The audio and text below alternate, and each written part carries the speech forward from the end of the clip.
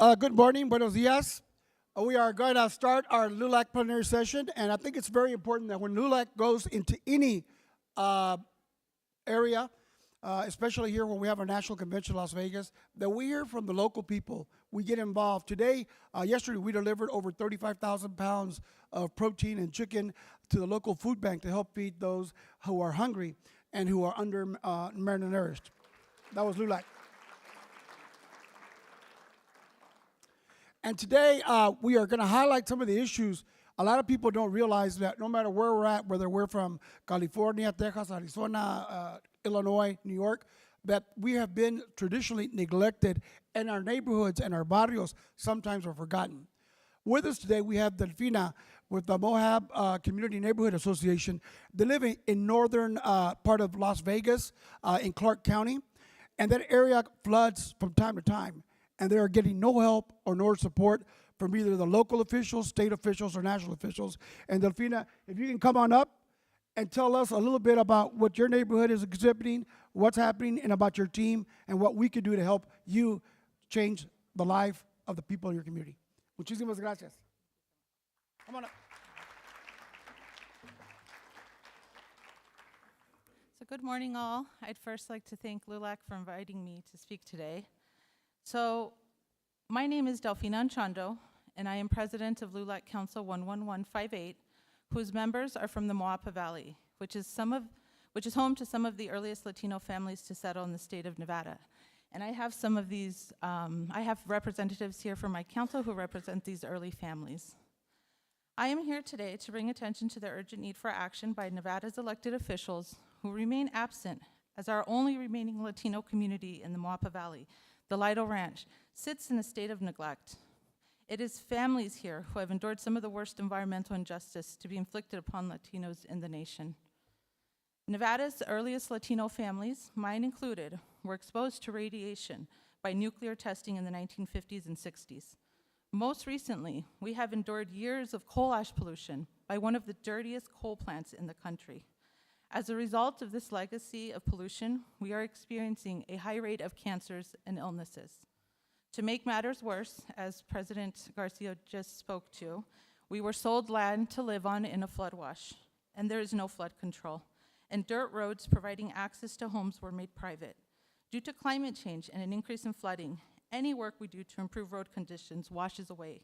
And due to the poor road conditions, public services, critical services, failed to arrive at our homes.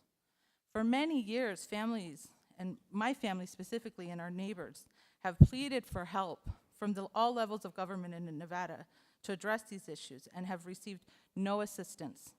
This includes most recent requests to Senator Cortez Masto, Rosen, Commissioner Kirkpatrick, and Congressman Horsford. You will find in the Moapa Valley some of the earliest Latino families to settle in the state. And what many people may not realize is that if we lose our only remaining Latino community, there will be no one there to preserve this history. This is an invaluable Latino heritage culture that cannot be lost. And just recently, we succeeded in establishing our historical significance to not just the state, but the nation, and are waiting for a visit from the Smithsonian at the end of the month to try to preserve this history for both the state and the nation. So to LULAC that is here today, I know it's easy to get caught up in the glitz and glamour of the Las Vegas Strip, but please know that an hour away in the Moapa Valley, you will find some of the most beautiful landscapes. It is here that you have some of the most earliest people, and among the places that are here are the earliest Latino heritage sites and people that represent that early history. And Nevada must start to value this community, just as it values the Las Vegas Strip. So I thank you all for your time and appreciate the opportunity to speak today. Thank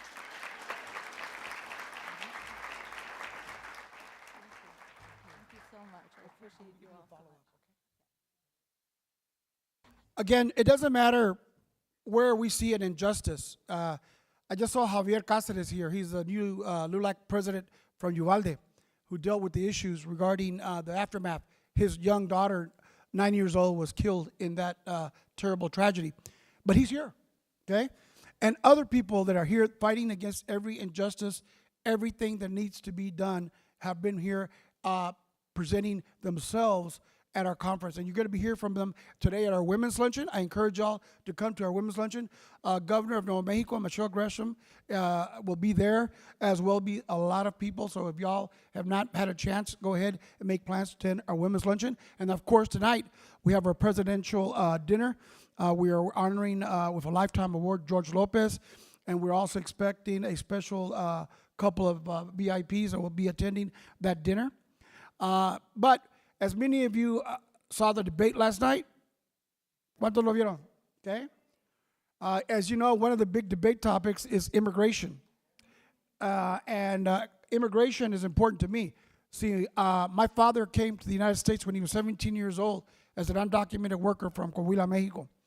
And I'm the oldest son of a 17-year-old mother, who was my mom's around here somewhere, Manuela, who grew up speaking Spanish and, you know, trying to picking cotton in the fields of West Texas and vegetables, and then being the first of my family to graduate from high school, go on to college and then law school. And what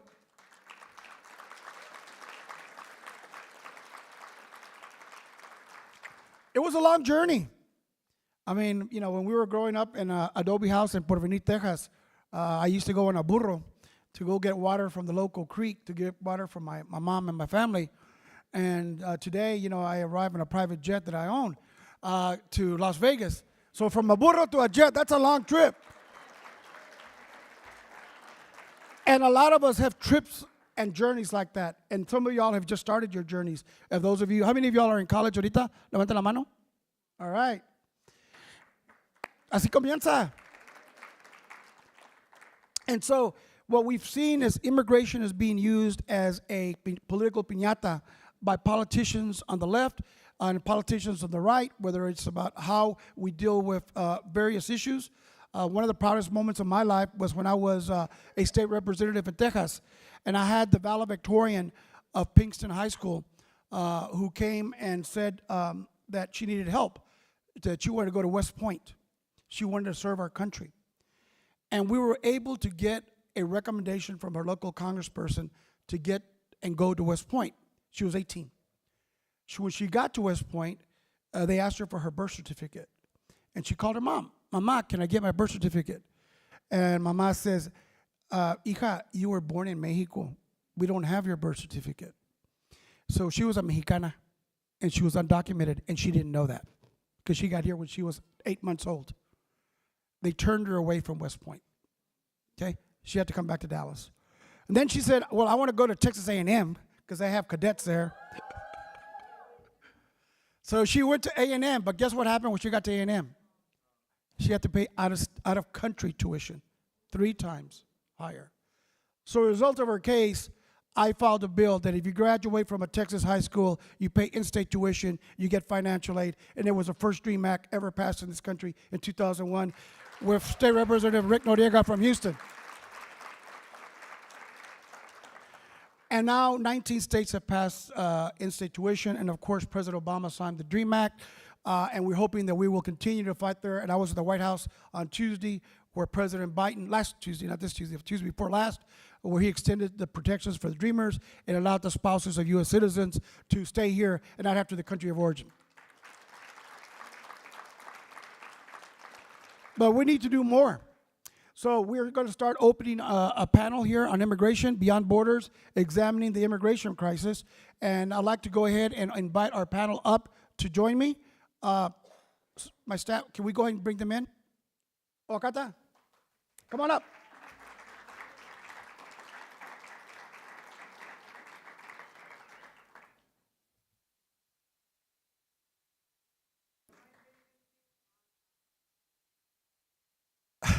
Okay.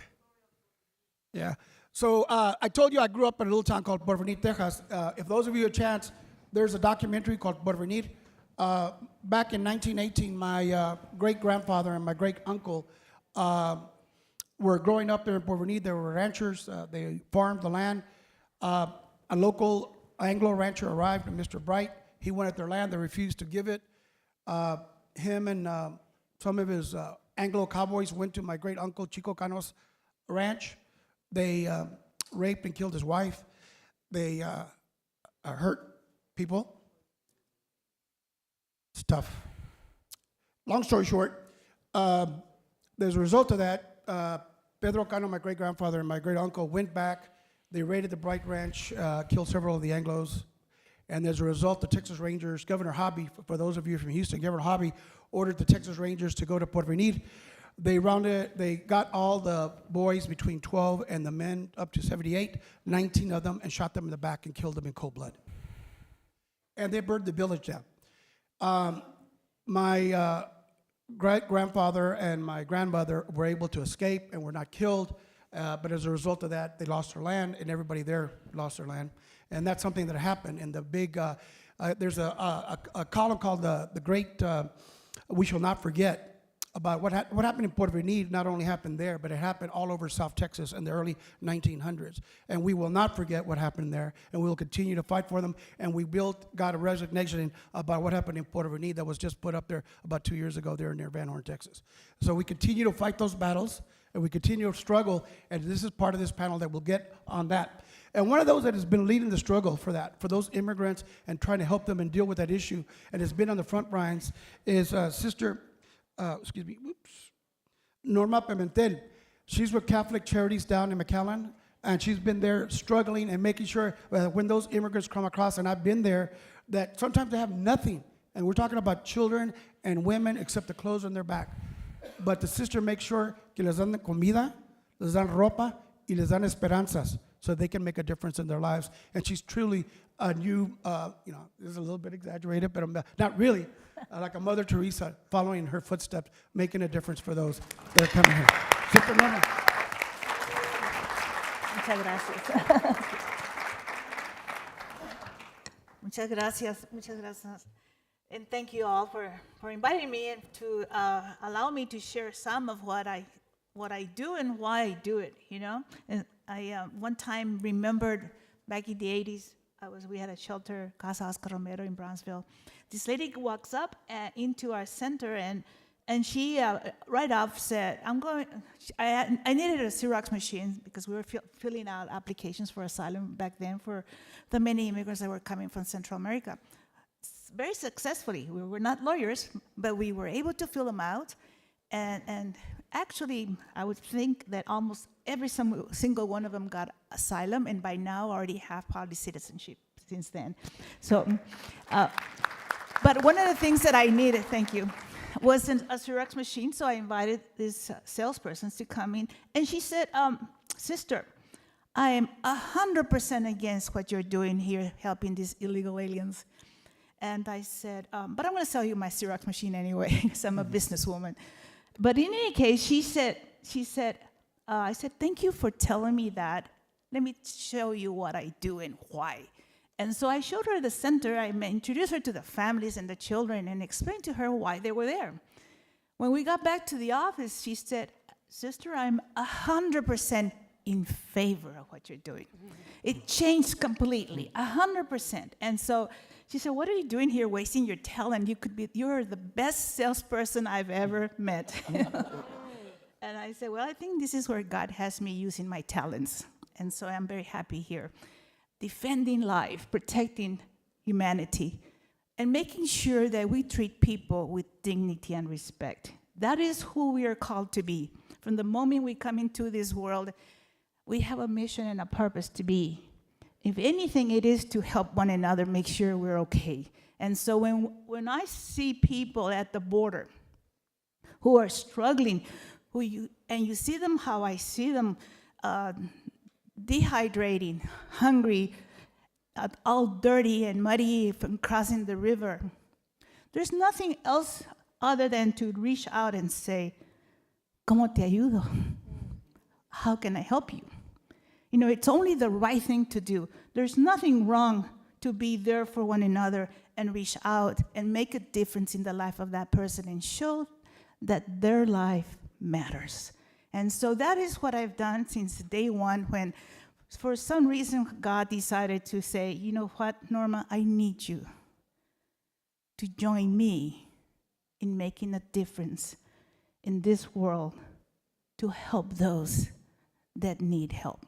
And this is what I've done all my life, you know, and this is why I'm here today.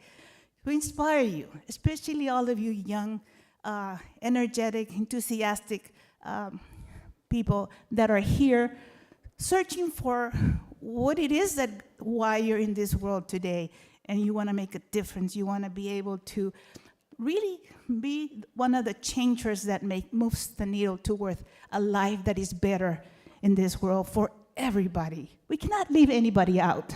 We cannot say it's us or them. It's all of us. My bishop always makes this, says this too when he speaks. He says, tenemos que caminar juntos, todos, porque si no, nunca vamos a llegar, you know? We won't get there if we think it's just us, you know? It's got to be all of us, you know? And so, to all of you who are wanting to make a difference, well, make a difference every day, from the moment you get up in the morning, to say, ¿y ahora qué, Señor, mi Dios? ¿Qué quieres de mí? ¿Qué voy a hacer para ti hoy? ¿Verdad? Because we have a lot of work to do, you know? We cannot depend on somebody else doing or making a difference. We have to do our part, and only you can make that part. You were designed to do something only you can do. So what I've discovered from day one when we started about 10 years ago, 10 years ago to this month, we responded to the humanitarian response, most recently in Mikael, Texas. And we have been helping so many people. And so the very first thing that I did when I saw the families that were being dropped off by Border Patrol at the bus station, todos sucios, los niños llorando, estaban desastrosamente mal. And the community said, Sister, what do we do? So I said, ahí voy para allá. I'm going to the bus station. And on the way over there, I told myself, think, Norma, ¿qué vas a hacer? You know? We had no plan. We just saw the families there, and we needed to quickly figure out a way how to respond to help these families who are suffering, who are hurting, and they needed help. I didn't check to see, is it against the law to help these families or not? You know, do I need a committee to decide what I'm going to do? No, while I was driving there, I asked myself, think, ¿qué vas a hacer? So there's a parish hall very close, about a 1 block from the bus station. Call Father Tom. Oh yes, can I borrow your parish hall for a couple of days? Well, that was a laugh, yes, because 3 years later, todavía estaba ahí, you know? And so finally I told Father Tom, I think I need to give your parish hall back to you because our numbers definitely have gone down for now. And so we'll borrow another space somewhere else. Sure enough, I got the mother of the local sheriff, county sheriff, Eddie Guerra, and I said, because they own a lot of properties downtown, I said, do you think I could borrow one of your spaces? And he said, let me call my son. So the sheriff calls me.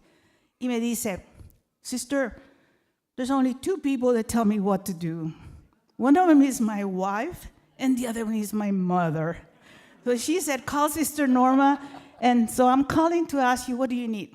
And I said, well, I need a space, you know. Sure enough, he let me borrow a space about a block from the bus station. And so we moved there. And since then, we've been able to respond and help to tens of thousands of people that have come through the border.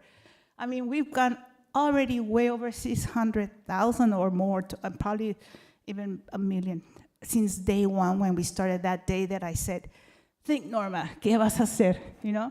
Well, you know what made it possible was the ability to bring the whole community together and to join as a collective a group of community working together. It didn't matter who we were, what faith denomination, it didn't matter whether you were Republican or Democrat. We all believe in one thing, restoring human dignity. That was part of who we are, and we strongly believe. It doesn't matter where we stand, what color we are. We all believe that human life is sacred, and we must respect it, and we must do our part to protect it. And if we're struggling today in this nation, it's because as it has become a political piñata, right? The whole immigration is so easy to take advantage of these people and use them as an object for their own political platform. But they're not a piñata. Son seres humanos que sufren, que es un padre de familia, es una madre, es un hijo, es alguien, tiene un nombre. We must learn how to respect others, because that's the only way we're called to be, to live out our values and our purpose of why we are here, and to learn to create the narrative that is right, the narrative that speaks to who we are, and not let somebody else use a person as an object for their own personal interest or campaign. So it's up to us to always not hold back, but always do your very best in everything you do, so you can inspire others to also bring out their very best in them. Muchas gracias.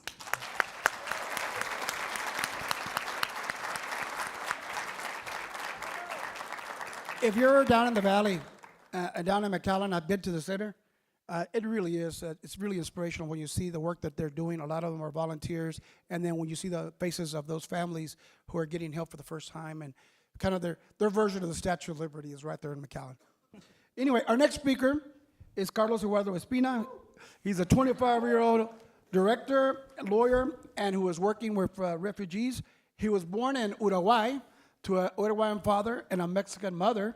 He now lives in Texas, where he is working to build a community center in Houston, Texas, to help our refugees and immigrants that are coming across. Let's give a big hand to Carlos Eduardo Espina. And he has 10 million followers on social media. Hola, hola. No, I was laughing because I thought it was a panel. I don't have a speech ready. So let's see how it, but I really enjoyed hearing you speak. Before anything, I want to thank LULAC, because they were actually the first organization before I did anything on social media. When I was a senior in high school, they invited me to go to Washington, D.C. for the very first time in my life. And I got to meet with members of Congress, see the Capitol, and that experience in high school, which was in 2017, really inspired me to do a lot of what I do today. So thank you for whoever the LULAC people are here for giving those opportunities to young people to do that kind of stuff. But yeah, so let's see, where do I start? Every time I get invited to places like this, it's really interesting, because I don't see myself as, someone worth giving speeches. I just do what I do, and then people, find it really inspiring. So I guess I can share a little bit of what I do and why I started doing it. So as you mentioned, I was born in Uruguay. My mom's from Mexico. My dad's from Uruguay. It's a pretty long story, but basically my dad came from Uruguay when there was a dictatorship there, and then he did his master's and PhD here in the United States as a student, and then got a job at Texas A&M teaching Spanish, where he's been for almost 30 years now. So yeah, saludos a todos los de Texas A&M. And then, so he also writes books, writes poetry, and early 1990s he published a book and then went to Mexico to present it. There he met my mom, they fell in love, and she came to the United States with him. And yeah, they started, living here in the United States. At that time, my dad was a permanent resident, and my mom, she was just here on a visa. In 1996, my older brother was born here in the United States. And in 1997, my mom wanted to go, to Mexico to do some things with her family and then come back. But she asked an immigration attorney from Texas A&M, hey, is there going to be any problem? And he's like, no, it's fine. You're married to a permanent resident. Nothing's going to happen. So she went, and basically she got deported, got sent back to Mexico, and then got barred from coming back to the United States for a couple of years. So while she was in Mexico, my dad was still working at Texas A&M. He would go and visit her. And in one of those visits, she got pregnant with me. You know how things happen. And then, so when she found out she was pregnant with me, she moved to Uruguay, because we had more family there. It was a little bit more chill, so she moved there. And so I was born in Uruguay in 1998, but by the time I was born, which is interesting, my dad was a U.S. citizen, so I actually have a consulate birth certificate saying I'm a U.S. citizen. So we came back to the United States when I was 5 years old, because at that time my mom was able to fix her immigration status, and thankfully now she's a U.S. citizen. But when I was in high school, I remember my mom was learning the citizenship questions, and I helped her study those. And I really enjoyed it, like being able, because for me it was like stuff we were learning, basic stuff we were learning in school, so I helped her study for that. And I just started, liking that like dynamic of teaching people and then using my abilities. So I started seeing what I could do with that, and I started volunteering with a nonprofit organization in Bryan that teaches citizenship classes, and I started doing that on the weekends. Back in 2015, when all that was going on, it was also the elections, and I remember seeing on TV when Donald Trump said, when Mexico sends its people, they're not sending their best, they're sending, you know what he said. So I was, at that point, I wasn't like really politically active, but I saw that on television, and I was like, well, that's not what I know. I mean, I'm not like, that's just not true at all. So that kind of inspired me to learn a little bit more about like social issues, politics, and I started realizing that a lot of the problems we have in our community aren't, just coincidence. They're there by design. So at that point in high school, I was teaching citizenship classes over the weekends. I was getting a little bit into politics. And then around that time, and I'm sure Sister Norma remembers this very well, in 2015, 2016, there was a big surge of unaccompanied minors coming to the border, mostly from Guatemala, El Salvador, and Honduras. And a lot of them ended up going to Texas, and they're in College Station. And they wanted to play on the soccer team. I was the captain of the soccer team, but they didn't know English, so they couldn't pass their classes. So the coach of the soccer team was like, Carlos, why don't you help them, pass their classes, you tutor them, and then they can play for us. It's a win-win for everyone. They pass their classes, we win games, it's all good. So I started, tutoring them during lunchtime and learning from, these kids who were also kids, like they were the same age as me, and learning about their experiences. I kind of just reflected on the privileges that I had. Obviously, my parents went through some things, but I was born a U.S. citizen, and I kind of felt like a responsibility in a sense to do more for people who didn't have those same privileges, those same advantages. And it really isn't anything hard, you don't need to have any sort of superpower. For me, it was basically the fact that I knew English, the fact that I knew Spanish, and that I could kind of understand everything was going on and help other people around me. So I started doing that community work all through high school. It got to a point where I was teaching citizenship classes on the weekends, helping people during the week at school, and then doing all this stuff. And so I decided to go to college, and I was like, I want to work in nonprofits. I went to Vassar College in New York, and my goal was to study political science and then just do nonprofit work once I graduated. But unfortunately, when I graduated, that's when the pandemic started in 2020. So the place that I was going to work at, they lost their funding, and they were like, yeah, sorry, you don't have a job anymore. So while I was figuring out what to do, the nonprofit I used to volunteer with, they reached out and they asked me, like, hey, can you help, teach citizenship classes online? Because, all our other volunteers are kind of old. They don't understand how social media works. Like, maybe you could help us out. So I started teaching citizenship classes on Facebook, just, helping people out. And I remember it was in April of 2020. Someone was like, why don't you do the same thing but on TikTok? And at that point, I thought TikTok was just, for dancing, for doing silly little challenges and stuff. I was like, okay, this is kind of dumb, but okay, I'll try it. So I remember, if you scroll back like thousands of videos back 4 years ago, my very first video was like, si quieres hacerte ciudadano de Estados Unidos, esto es lo que tienes que saber. And it was just basically me saying, these are the requirements to become a U.S. citizen. And then I posted the video. The next day I checked my phone and it was at 100,000 views. I was like, wow, that's pretty impressive. So I started learning like TikTok was really different than all these other platforms. So I started posting more stuff. I did all the 100 questions on the citizenship exam. And then I was like, okay, what do I do now? There's only 100 questions. So I started thinking of what other stuff I could do. And I was like, okay, let's start teaching like some English classes. Let's start, sharing a little bit about asylum and other processes like that. Sharing my political views. And I don't know, people just started following me for some reason. You could ask the people who follow me why they do, but people just started, liking the content that I was making. They found it informative. It was something different. And it was always all in Spanish, which I think is really important to know. A lot of times in these conferences, we have like, we speak and everything is done in English almost, but we forget in many senses that the majority or vast majority of our community speaks in Spanish, and maybe they do understand English, but they feel a lot more confident. Like people like my parents, they just don't feel comfortable, speaking in English in these kinds of settings. So I always try to, stay true to that and speak in Spanish and do everything in Spanish, and it just kind of kept growing over time. And now I have 9 million something followers on TikTok, and I still do.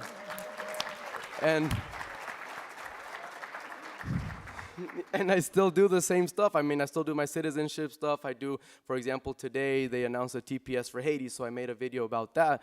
So that's the backstory, but I guess a message I could share with everyone. Every time I meet, especially young people, like, Carlos, I want to help out. Like, what can you do?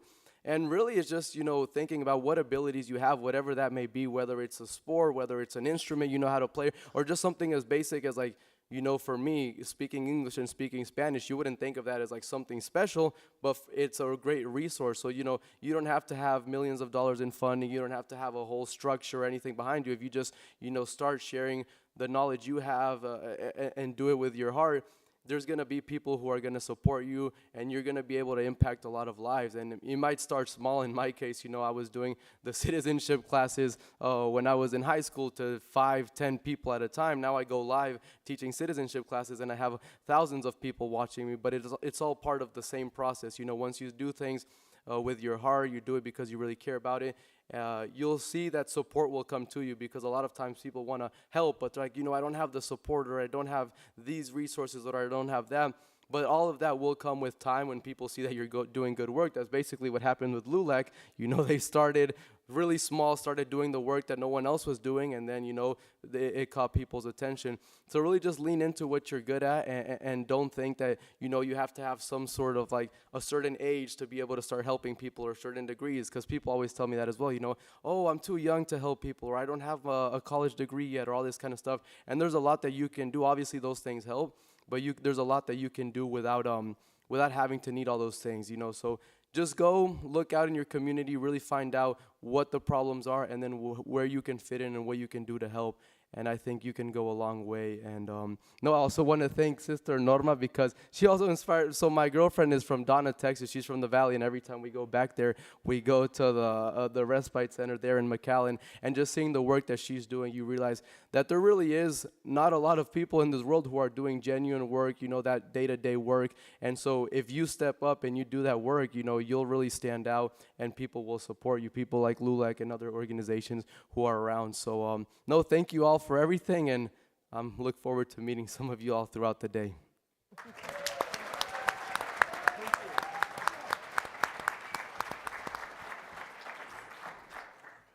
I still don't have my TikTok, you know, danza down. So I'm impressed. Our next speaker, Maribel Hernandez Rivera, is the Director of Public Policy and Government Affairs for the ACLU. Prior to that, she served as District Director for Congresswoman Alexandra Ocasio-Cortez, and she was Executive Director for the New York City Mayor's Office of Immigrant Affairs. She has a JD from New York University School of Law. Her master's is from Princeton, and she has an AB from Harvard University. Let's give a big welcome to Maribel Hernandez Rivera. Gracias. Gracias. Hello, everyone. Thank you for having me. I have to first say I've been inspired by all of you. I've been able to speak to Lolita. I've been able to speak to Belen. I've been able to speak to a lot of you, and you all are very impressive. This is my first LULAC conference. I have to tell you, I was born and raised in Mexico. I came to the United States when I was 13. I came undocumented. Before me, my dad came undocumented. He crossed the border. I remember him telling the story of how he crossed the desert, and he heard the helicopter come through, so it was like, la migra, la migra. He jumped into a hole that had all the cacti, so the thorns got all stuck on him, but he was hiding because he didn't want to be found out by La Migra, and he wasn't. And because of him is that I am here. Now, I was able, even though I was undocumented, able to be found by a boarding school, and that changed my whole life. But what made me decide what I wanted to do professionally was what happened to my father. So I told you he came undocumented. His whole life he was undocumented. I went to law school because I wanted to change his immigration status. But what happened is that my father, he was driving from West Virginia to Texas. We lived in Texas. That's where we settled when we came from Mexico. And then he went to West Virginia to drop off my younger brother, who is in the Navy. He was in the Navy at that point, and he was being deployed to Japan. So he drove from Texas, saw him off, and then he was driving back. On his way down to Texas, he got into a car accident in Manning, South Carolina. My father passed away, but nobody called us. Not the highway patrol, not the emergency services, not the morgue. Nobody called us. At that moment, I was working in Mozambique. My younger brother was in Japan, so the only person who was in the United States was my older brother.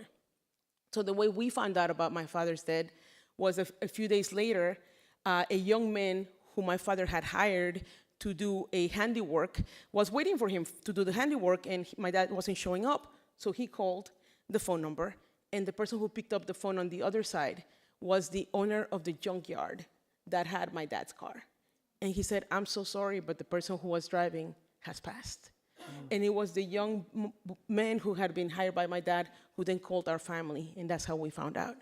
But it gets even worse. When my older brother went to Manning, South Carolina to recover my dad's body, he went to the police station, and the first thing they said was, no hablo español. Then they followed my brother from the police station to the morgue. Why? I don't know. All I can deduce is that they thought, here's another immigrant, who cares? Nobody's gonna ask for him. I can deduce so many things because my dad was treated inhumanely. His death was treated inhumanely. But we know that that's not the only story, and that's not the only person that this happens to, right? This happens to a lot of our immigrant communities again and again and again. And this is why the rhetoric, when we dehumanize immigrants, this is what happens. We don't think of them as people. We think of them as just another number, who cares? So after that happened, I was disempowered, and it was mentioned where I went to school. I went to school on full scholarship, so to all young people, it's possible. When I was in high school, I didn't know if I was gonna be able to go to college because I was undocumented. But I applied, I said, well, let's see. The first thing that I got was a rejection letter saying, unless you can prove that you have documents, we can't accept you. And I was like, okay, well, there goes that. But then later on, I got an acceptance letter from Stanford, and then I told my mom, I got into Stanford. And she said, call me back when you get into Harvard. And I'm like, what? Luckily, I got into Harvard. Luckily, they gave me money. Thank you. But I can tell you that when my dad passed away, I had already graduated from Harvard. I had already done my first year at Princeton. And even then, at that moment, I felt helpless. I did not know what to do to really honor my dad, who had passed away in such a way. And in this car accident, the other people who were in the car accident, they survived. But nobody allowed us to talk to them. They did not give us the information. So we don't know exactly what happened. Now, what I want to do to honor my father's legacy is to dedicate my life to immigration. And I have to say that I am honored to be in this panel with Sister Norma, who is a hero for me. I also have to shout out Gaby Pacheco. I have to tell you, when I was undocumented, I was afraid. When I was undocumented, I always was ready. I'm like, one day I'm gonna be deported, but I'm gonna know English. So when I go back to Mexico, that's where I'm from, Mexico City, I'm gonna know English. So I'm gonna go to the airport and I'm gonna be able to help people with their bags, and I'm gonna be okay. That has changed. I was afraid. I am afraid. My husband has temporary protected status from Honduras. The previous president tried to take that away, and we had to go to court. Now, as I work at the ACLU, I see that there are tools that we can use. Not only litigation. Litigation is really important. That's why I went to law school, to defend immigrants. But there's litigation, there's political advocacy, there's all of us speaking up, there's all of us voting, there's all of us getting out the word of why it is important that we look at candidates and we look at the record. I know we're almost out of time, but I just want to tell you all, thank you for having me. It really is an honor. And I just want to tell the young people, sí se puede. Sí se puede. It's hard. It's sometimes hard, pero sí se puede.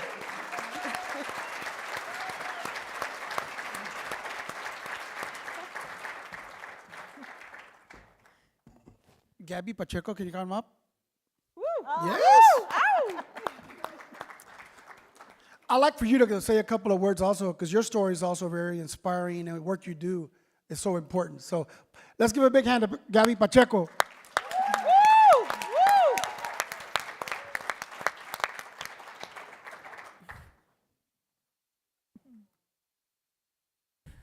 I was trying to not speak at this panel, some of you know. Domingo, you made it happen. I just want to say first, thank you. Thank you for being here early in the morning. Some of us are from the East Coast, and it's like 5, 6 in the morning that we're getting up at that time, but we're here because we're committed, because we care about ourselves, we care about our families, and most importantly, we care about our community. And this conference, Empowering the Next Generation, could not be more important today. What we heard last night, and I know a lot of us were sitting here just outraged by what was being said. And every single time, and I want to make sure that we heard our sisters who spoke here before. Some Latinos have been here in the United States before the United States was the United States.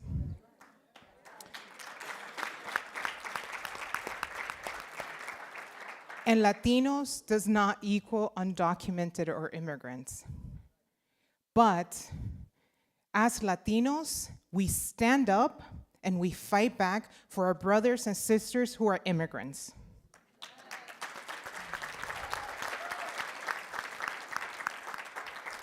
And together, we are going to ensure that when they talk about a border that was not there, right, that was man-made, and that in the world that we live in today, in the 21st century, there might be some needs for it, real talk. But the people and the community that we see coming to our borders, they do it because they want to be with family, they want to have opportunities, and because they're fleeing danger, because they're fleeing and they want opportunities.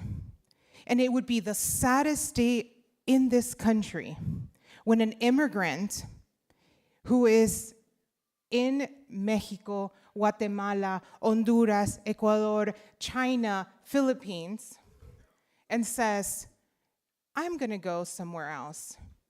Because in the United States, there's nothing for me or my family. That would be the saddest day in America. And so I fight for my community. I fight together with you all.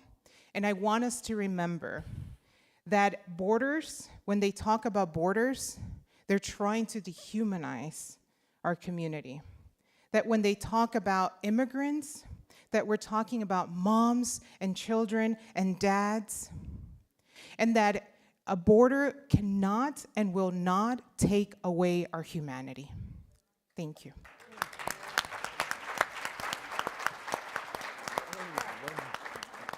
All right, we got a little bit of time left. We'll take some Q&A for any of the speakers on the panel. Any questions? Preguntas? Eso. Yeah.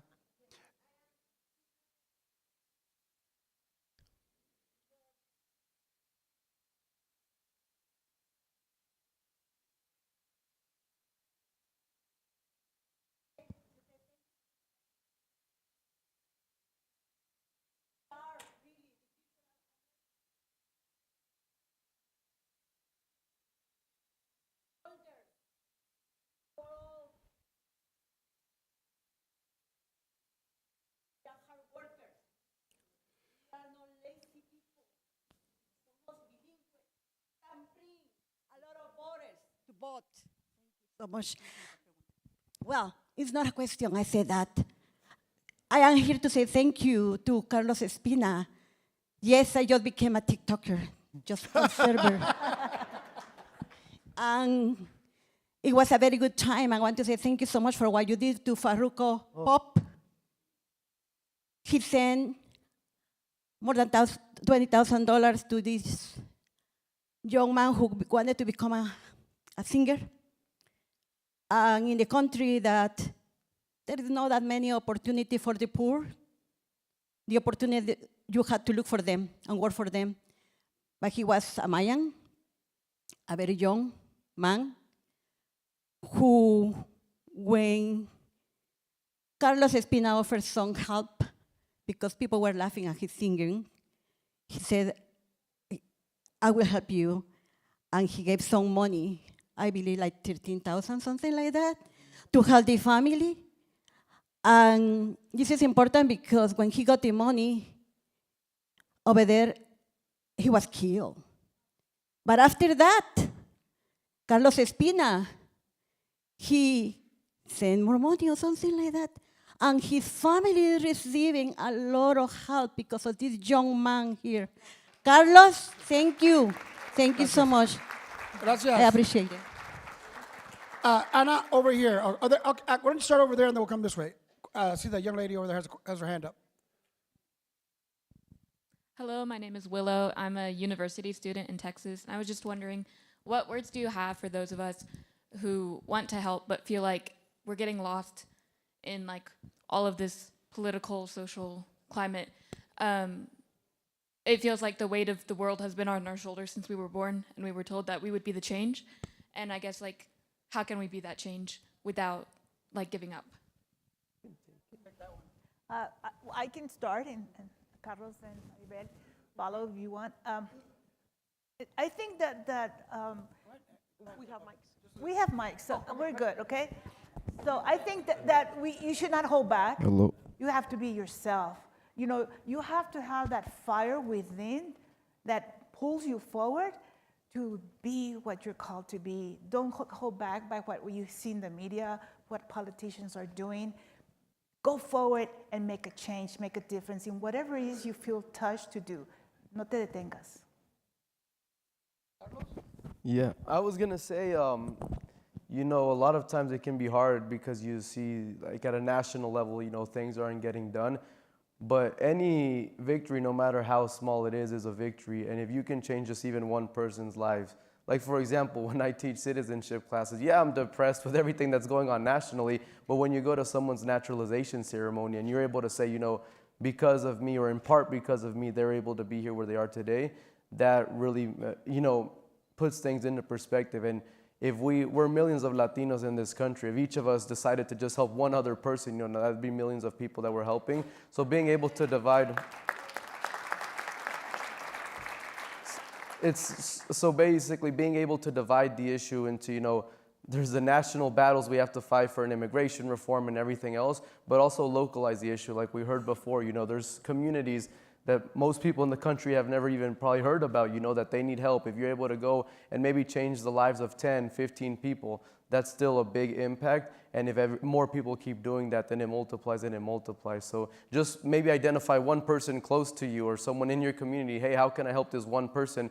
And dedicate time to helping that one person. And you're not helping everyone in the world, but at least you're making a difference, and that's what matters.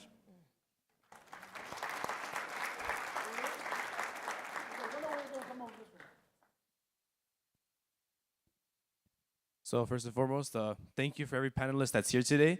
My name is Victor. I just wanted to say all the information that everyone here provided today is really amazing and really inspiring and really hits close to home, as I am the son of not only immigrant parents, but my grandparents who risked it all to come to this country, bringing the young children here with coyotes for a better future. I just wanted to say thank you for all the resources and help you're providing, especially Direct Action, Sister Direct Action, is providing shelter and basic needs to the immigrants who come here after such a perilous journey. Thank you. And to Carlos, first and foremost, I just wanted to say my dad is a huge fan of you. So thank you for not only really entertaining him, but also providing such crucial information when others are afraid to speak up. But my question to you was, as a co-founder of a youth-led organization in my community, what would you say, or what piece of advice would you have for me as youth in using social media as a tool for outreach or getting crucial information out to members of our community and other young people, as many as you see here in our community? What would you say to that?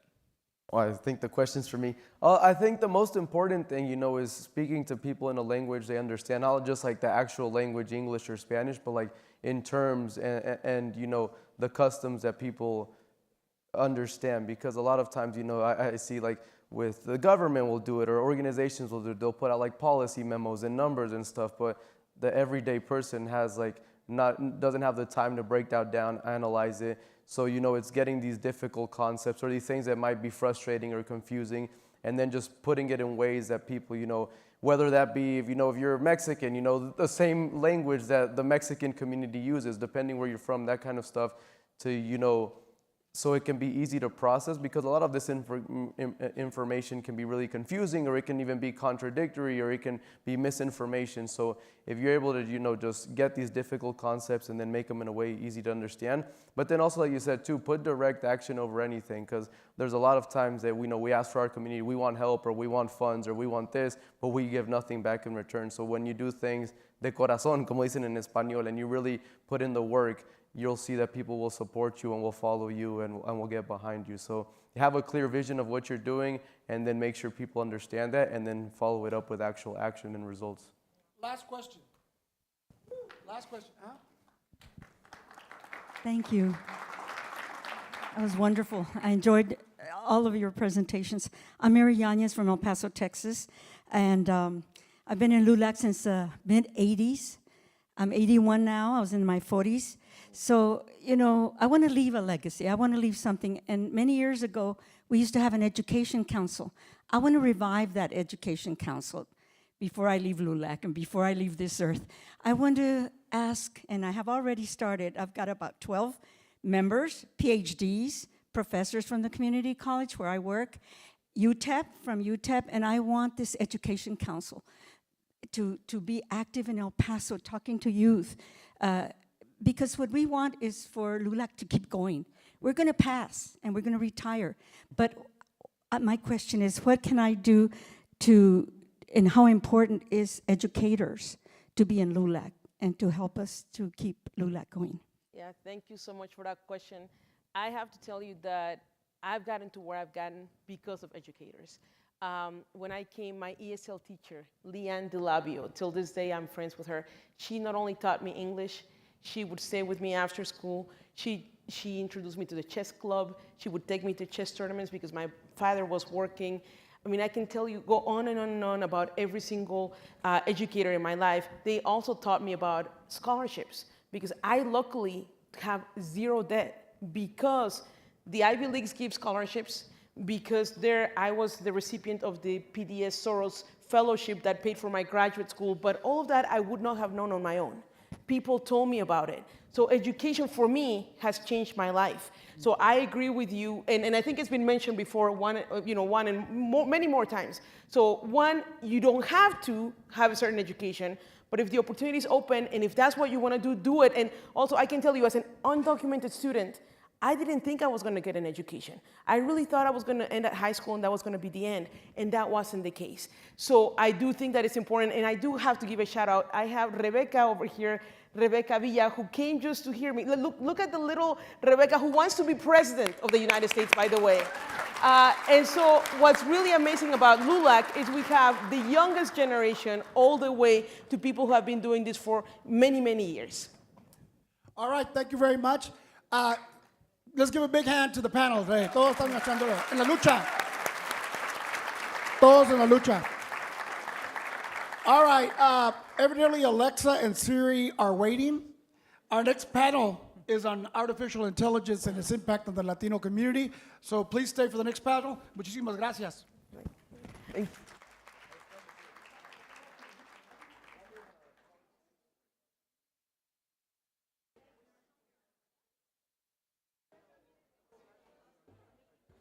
Good morning, everyone. Really quick, we're going to go ahead, excuse me, guys. I'm sorry, folks.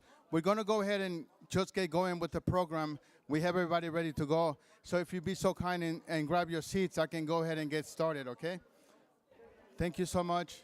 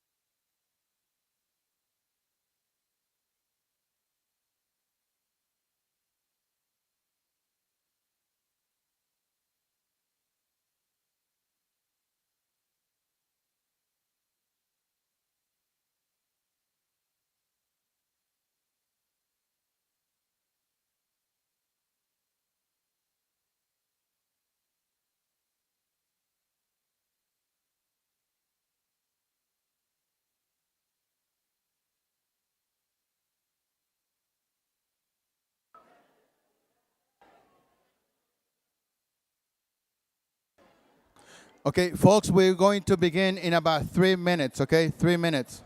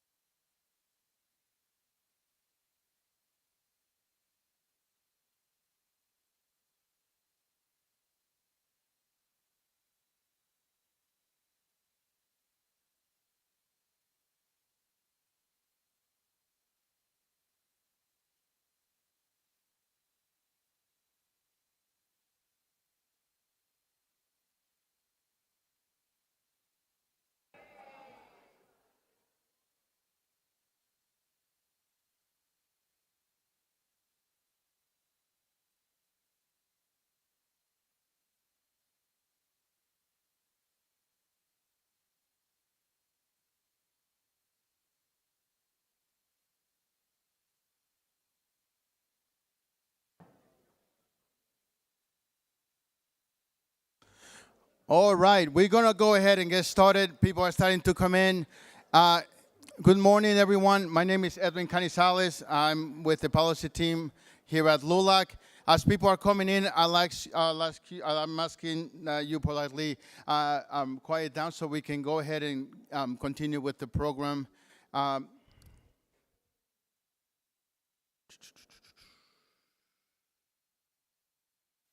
And help me out with those folks. Really can just shh.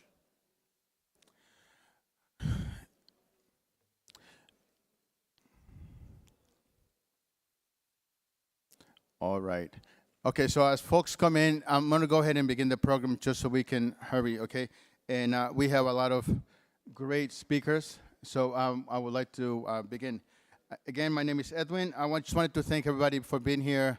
Thank you for being here earlier, and thank you for being here for this awesome conversation we're going to have on AI.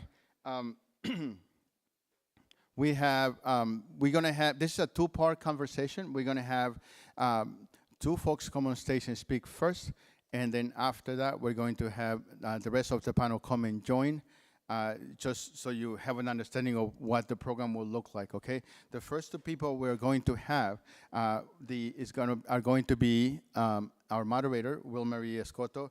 She is a wonderful young, I say young because I'm really old, young Hispanic leader. She is the Policy Council for Access Now. They are located in several states, but she is in Washington, D.C. I met her at the, I think at the Hill one time, and I saw her speak, and as soon as I saw her speak, I knew that we had to have her here to talk to you folks. She is going to be joined at first by a very special guest. She's coming to us from the White House. She is the Director of Science and Technology for the White House. What should we call it? Is Director, well, she's a doctor too, but Director Prabhakar. She is going to be coming on stage. And after that, she will come off stage, but before that, we'll take a picture. So don't move, we just take a quick picture. And then we'll have Mikael Rojas, who, and also Alexandra Reeves. Alexandra Reeves Givens is the CEO for the Center of Democracy and Technology. And Mr. Michael Rojas is an attorney. He's a senior counsel to Assistant Attorney General for Civil Rights at the at DOJ, at U.S. Department of Justice. So we have an awesome panel, which means I really shouldn't be here. So let me go ahead and welcome Willmary and Dr. Prabhakar. Thank you.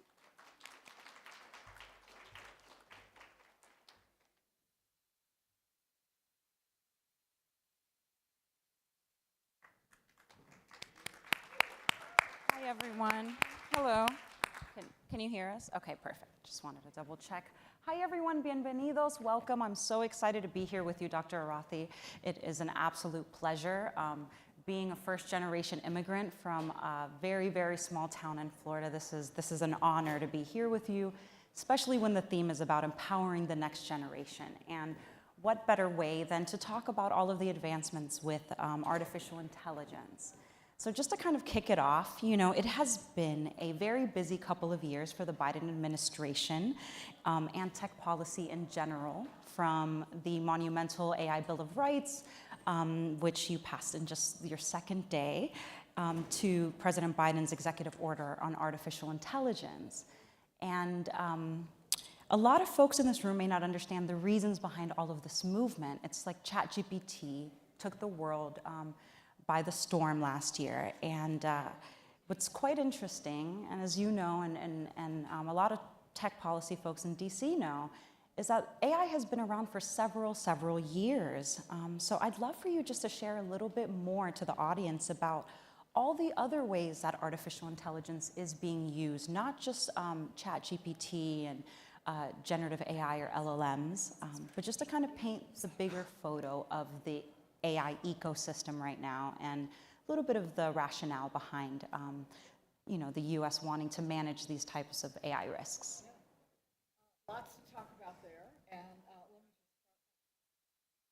just start with all of you. Am I on? Oh, I think I'm on now. It's so good to be here at LULAC, and really happy to be with all of you, and I'm excited to talk with you, Willmary. We've crossed paths, but we haven't had a chance to have this chat, so this will be great.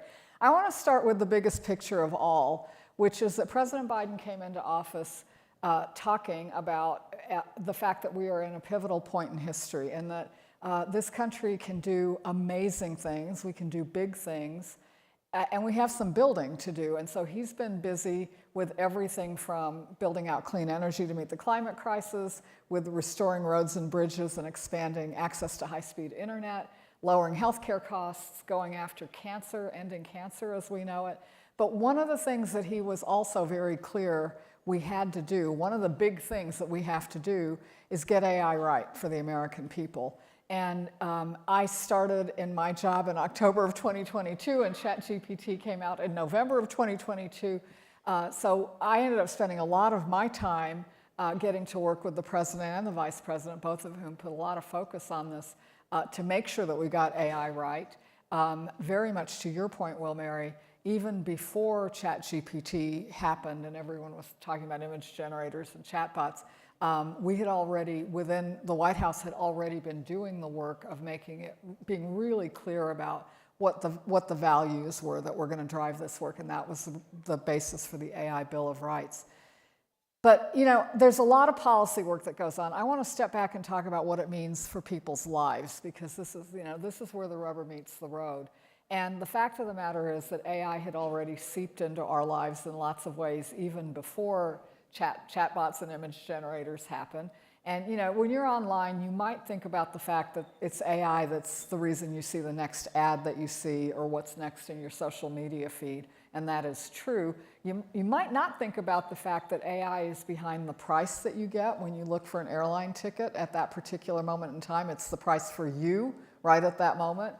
You might not think about the fact that when you see your doctor, that the diagnosis or even the treatment that you get might be driven by algorithms and AI. You might not think about the fact that whether or not you get a yes or a no on your mortgage application is because of AI. So it had already seeped in so many ways. And I think what happened with generative AI last year, it became a moment where we could rally everybody to start taking the steps, as the president says, to manage the risks so that we can seize the benefits, because it's going to bring both, absolutely. Thank you so much, Dr. Arati. And I think that you brought up such a valuable point here that I'd like to build upon, is consumers and workers and everyday people, they're often even unaware that these systems are being used for critical decisions, whether it's the hiring, like you said, it's for healthcare reasons. And this lack of transparency presents such a significant problem. There's a big digital literacy gap that we often hear about and we talk about in the United States, particularly in knowing that it's being used, understanding it. So I'd love to just hear more about how your office, the Office of Science and Tech Policy, is kind of addressing this gap, and what steps have been taken or can be taken to improve public understanding and accessibility. Yeah, no, I think this is right on target, because all of us around the country, wherever you live, whatever your background is, whatever your community is, we all need to be AI ready, because it's here, and there are so many business drivers for it being in more and more places. So that's exactly right. And I think of it as having two sides. One is being savvy about the fact that that when you're interacting with a company, whether you can see it or not, often there's an AI and an AI model or an algorithm that's driving how you're interacting with that company. And number one, you just have to be aware of it. Mm-hmm. And number two, if things are going off the rails, recognize that you have rights, and recognize that you can ask. And now this is going to tie to the wonky policy side, right? Like, that's what's happening in real life. But let me tell you what's happening in policy land. Because of the president's leadership and the vice president's leadership, we are starting to put in place the rules and the requirements that allow you, when you are confronting AI, to be able to have something to say about it. So because of our consumer finance organization, the Consumer Finance Protection Bureau, now when you go to a bank and if you're turned down for a loan, just the fact that it was an AI model that said no does not mean they're off the hook from giving you an explanation for why. And now, because of our Department of Health and Human Services doing the policy work, when you go to an emergency room and you might be wondering if you are getting the care that is appropriate for you, or if you're just getting the care that's being prescribed by an AI model that's been trained on all the people who look like you, whatever their circumstances might have been, you know that can lead to embedding and really exacerbating the discriminations that we've already had in the past, right? If you think that might be what's going on, you have a right to understand the transparency of those decisions that are being made, even if they're being made by a machine. So that's how the policy work translates into the things that really empower all of us as individuals when we're interacting with AI. So I think there's a lot to say about being savvy, because it's coming at you. The other thing to think about, I think, to be AI ready is to realize you want to grab some of this powerful stuff and put it to work to do the things that really matter to you. If you're a student or if you have kids who are in school, think about how it can help you, because it can individualize the learning experience in really powerful ways. It could be a very helpful aid. If you're running a small business, think about the tools that can help you, do your books, manage your inventory, figure out how to market, and so seize those opportunities as well as being aware of the risks. Especially when you think about how Latinos have this entrepreneurial spirit. And even during COVID, there are even reports show that the Latino community was among the highest demographic group that started businesses. And so I think that there really is a lot to grasp there of, again, the spirit that Latinos have, the ability to utilize these technologies to break barriers for us, to build generational wealth. So I love those points. And also just want to definitely underline the importance of the right to know, the right to appeal these decisions. Just recently, I want to say 3 to 4 months ago, Bloomberg came out with a report demonstrating that employers were utilizing ChatGPT for resume screenings, and there was biases embedded into that. So I often think, I'm a Latina immigrant. My name is Willmary. It's very Dominican. And I went to a historically Black college and university, Howard University School of Law. What does that look like on a resume? How would I be judged? How would these things perhaps negatively impact me? I want to build a bit on the concept of diversifying AI talent. Can we talk about that for just a minute before you go to talent? Because I think that's really important.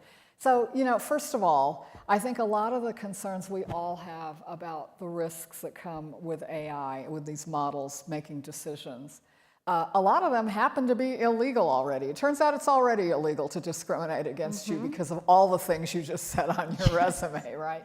And I think the challenge becomes, and I've talked to the folks at the Equal Employment Opportunity Commission about this, that's their job, is to enforce against that kind of discrimination. But how do you even know when all these resumes are coming into a company and it's being filtered at the front end? How would you even know that that's why your resume didn't result in a call back? So figuring out how to go after these things that are already illegal, but figuring out how to enforce against them, discrimination in employment or in housing or in loans, thinking about fraud, right? Like that happens to already be illegal. But how do you actually keep up with the acceleration from the technology? That's exactly what we're grappling with today. Excellent, absolutely. And I know that several federal agencies came out with a statement, and we'll be hearing from Mikael, he works at the Department of Justice, which is one of those. They were one of them, right. Yep. So there's so many civil rights or existing laws that can be utilized. Yeah, and this was about a little over a year ago. A bunch of enforcement agencies came out and said, by the way, if you're using AI, it's still illegal and we're coming after you. I thought that was a very clear statement and really important. Yeah. Absolutely. I think it's monumental right now in getting that accountability at the forefront, and getting industry and big tech to kind of step up with that transparency. So earlier this month, Dr. Arati hosted a really, really neat event at the Johns Hopkins University Center in Washington, D.C. It was called AI Aspirations R&D for Public Mission. And this event featured dozens of federal agencies, whether it was the FDA to the National Science Foundation, and they talked about all these interesting and different promising AI applications that can solve a range of problems, whether it was weather forecasting to clean energy. And as I was sitting there, I just kept thinking, wow, this is such a major opportunity to build a robust tech workforce across these agencies. Again, I come from a small rural town. It's rated one of the, pardon me, I just blanked out. One of basically the lowest incomes in the city, one of the poorest counties in Florida. Very rural, cattle, citrus, farmland, migrant workers. And so I was thinking, wow, how can I even tap into the small communities where I come from, or in these rural communities? How do they know about these work opportunities that perhaps in DC, it's quite often, we're in the center of it all. And so I think for the people here in the audience, especially the younger generation who might be interested in working for the government or in policy making, kind of what is the government doing to help build up the AI talent? Particularly for Latino communities who may not have access, role models, or resources to even know that these opportunities exist. Right. I am so happy if there is interest because we need you, so come on board. And I'm going to start with a personal observation because it's 40 years ago I was finishing up my education, and I came to Washington on a lark because I didn't, just to try something different.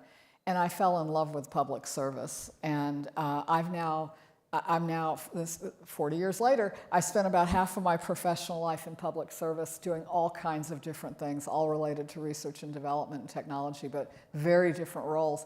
And then the other half has been private sector, and that was venture capital and a couple of companies. I did a nonprofit for a while, and I just loved seeing how we do big things in this country from all these different vantage points. And I know everyone's experience is different, but I will tell you, for me, when I am lying on my deathbed and I think about what I am really proud and happy that I got to do, it will be my public service, because it's so fulfilling to be able to do things for our country and for our world. I mean, it's the work that really lifts all of our communities up.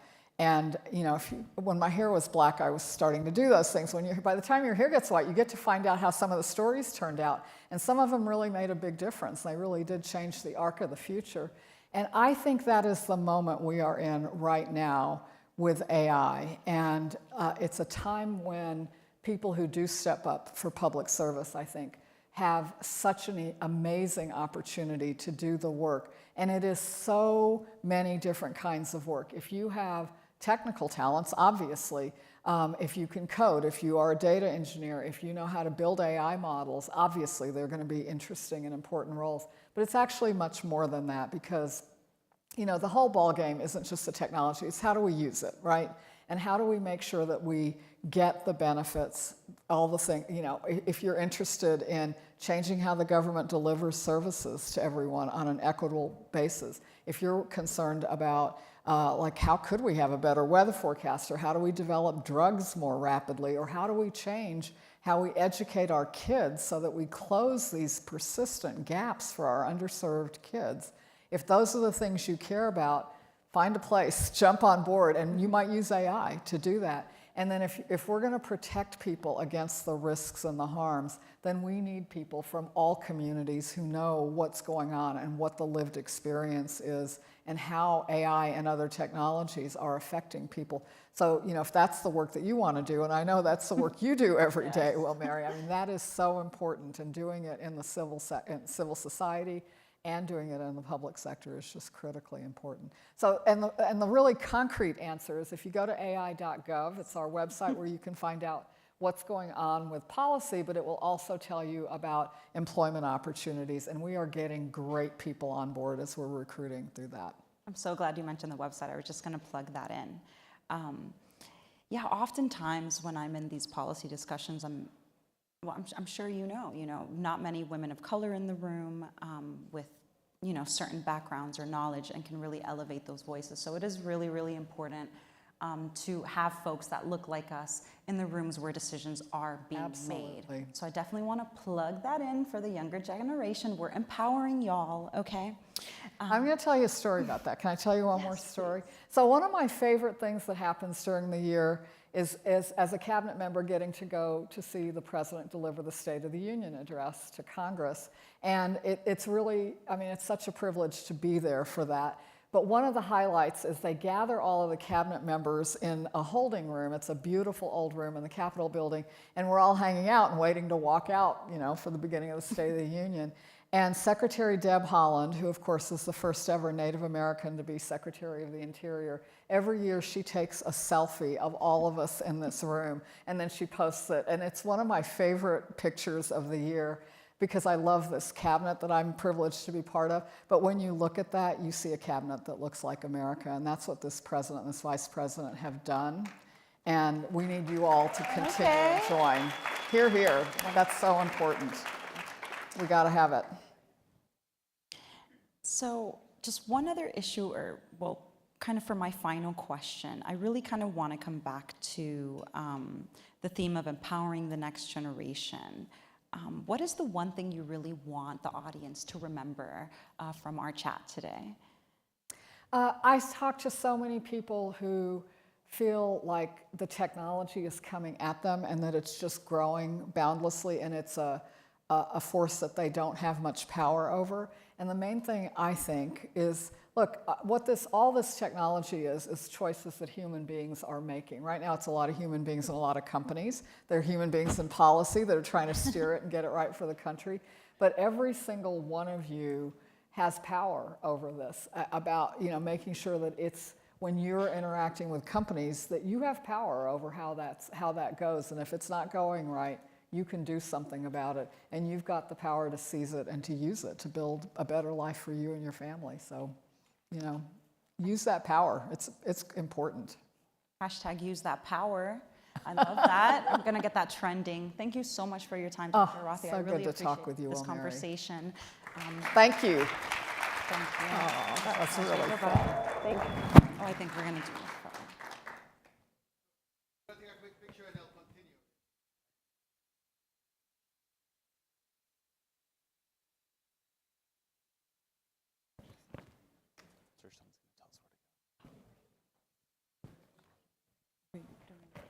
Maybe you guys in the middle. Okay, sure. Can you in too? Yes. Come on in.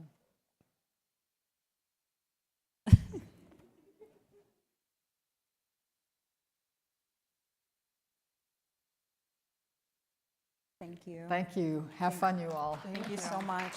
Take care. What are you doing with this chair size? Do you want to go there and yell to us?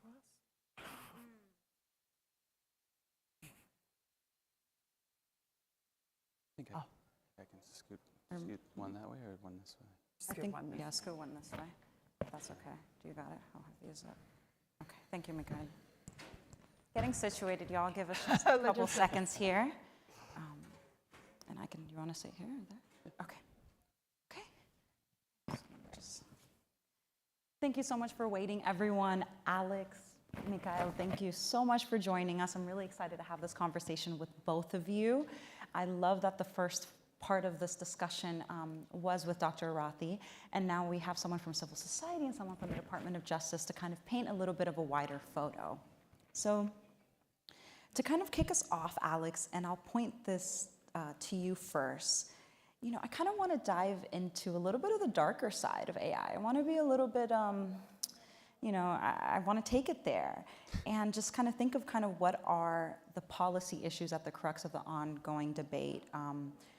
For younger folks here, just folks who are just kind of new to this, what types of decisions are AI systems making that your organization, the Center for Democracy and Technology, is particularly focused on or prioritizing? Sure, and I guess we have to acknowledge that Willmary is not only a moderator in this, she's actually an ally in the fight, and we do a lot of the work together. Yes, so you should use your moderator privilege and chime in on this too.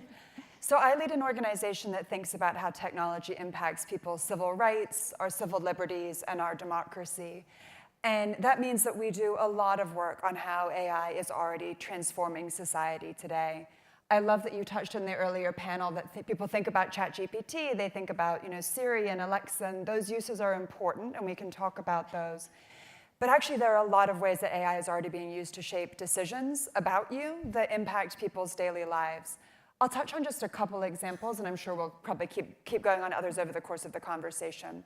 But to pick up on what Dr. Prabhakar was talking about, employment is one example where already, for now at least 10 years, we've seen AI being used to scan people's resumes, to automate video interviews, to have them do gamified online assessments, to make decisions about them. And it's understandable why employers are doing this, right? They're getting huge swaths of applicants. It's harder than ever before. There are efficiency reasons. Some of them will say, well, a human interviewer wasn't always that fair either, as we know. But at the same time, what we're seeing is really a big risk of systemic bias being baked into these tools already. This can be questions about gender, about whether you have a non-Anglo name reflected in the decisions made about you. You were touching before about going to an HBCU, and that being something that gets flagged on a resume. And the reason is the way that these tools work is that they are trained typically on the existing employees in a company. So if that pool isn't representative, it is really easy for biased decision-making to get baked into the tool. We're also seeing this, for example, when people are doing recorded video interviews. There's a woman that we work with quite frequently who published a report, and she did, it was an English language interview, and she decided that she was going to go through this video interview completely in German just to see what happens. And she was selected as a 75% match for the company. And when she asked, she called, she's an investigative reporter, she called and said why. The people that were involved in the designing the tools said, well, it wasn't actually about the words you were saying. They were doing a personality match based on your voice. Yikes. Right, number one, like, that also just doesn't work, so the employer should have real questions about what they were buying. But number two, how easy to bake in bias based on accent, based on whether English is your first language, based on age, based on gender, based on disability. So we're seeing some of these tools come out in the market, and it is really important that the regulators and the enforcers are, manning this to look out for it. So those are some of the uses we're seeing in the private sector. Another is in the use of AI for ad targeting to people, which, if not really carefully monitored, can make it incredibly easy so that people are only seeing jobs for housing or for ads based on characteristics that we know can end up actually leading very easily to discrimination. And Meta actually settled a big suit with Housing and Urban Development over exactly this set of claims. The final one that's really important to touch on, I think particularly in this context, is the use of AI by the government. And this is an area where we are continuing to have to be incredibly vigilant. We are seeing a growing number of federal agencies and state agencies using AI in ways that significantly impact decisions about people. DHS is a frequent user of AI. We are continuing to try and get more visibility and accountability into those uses.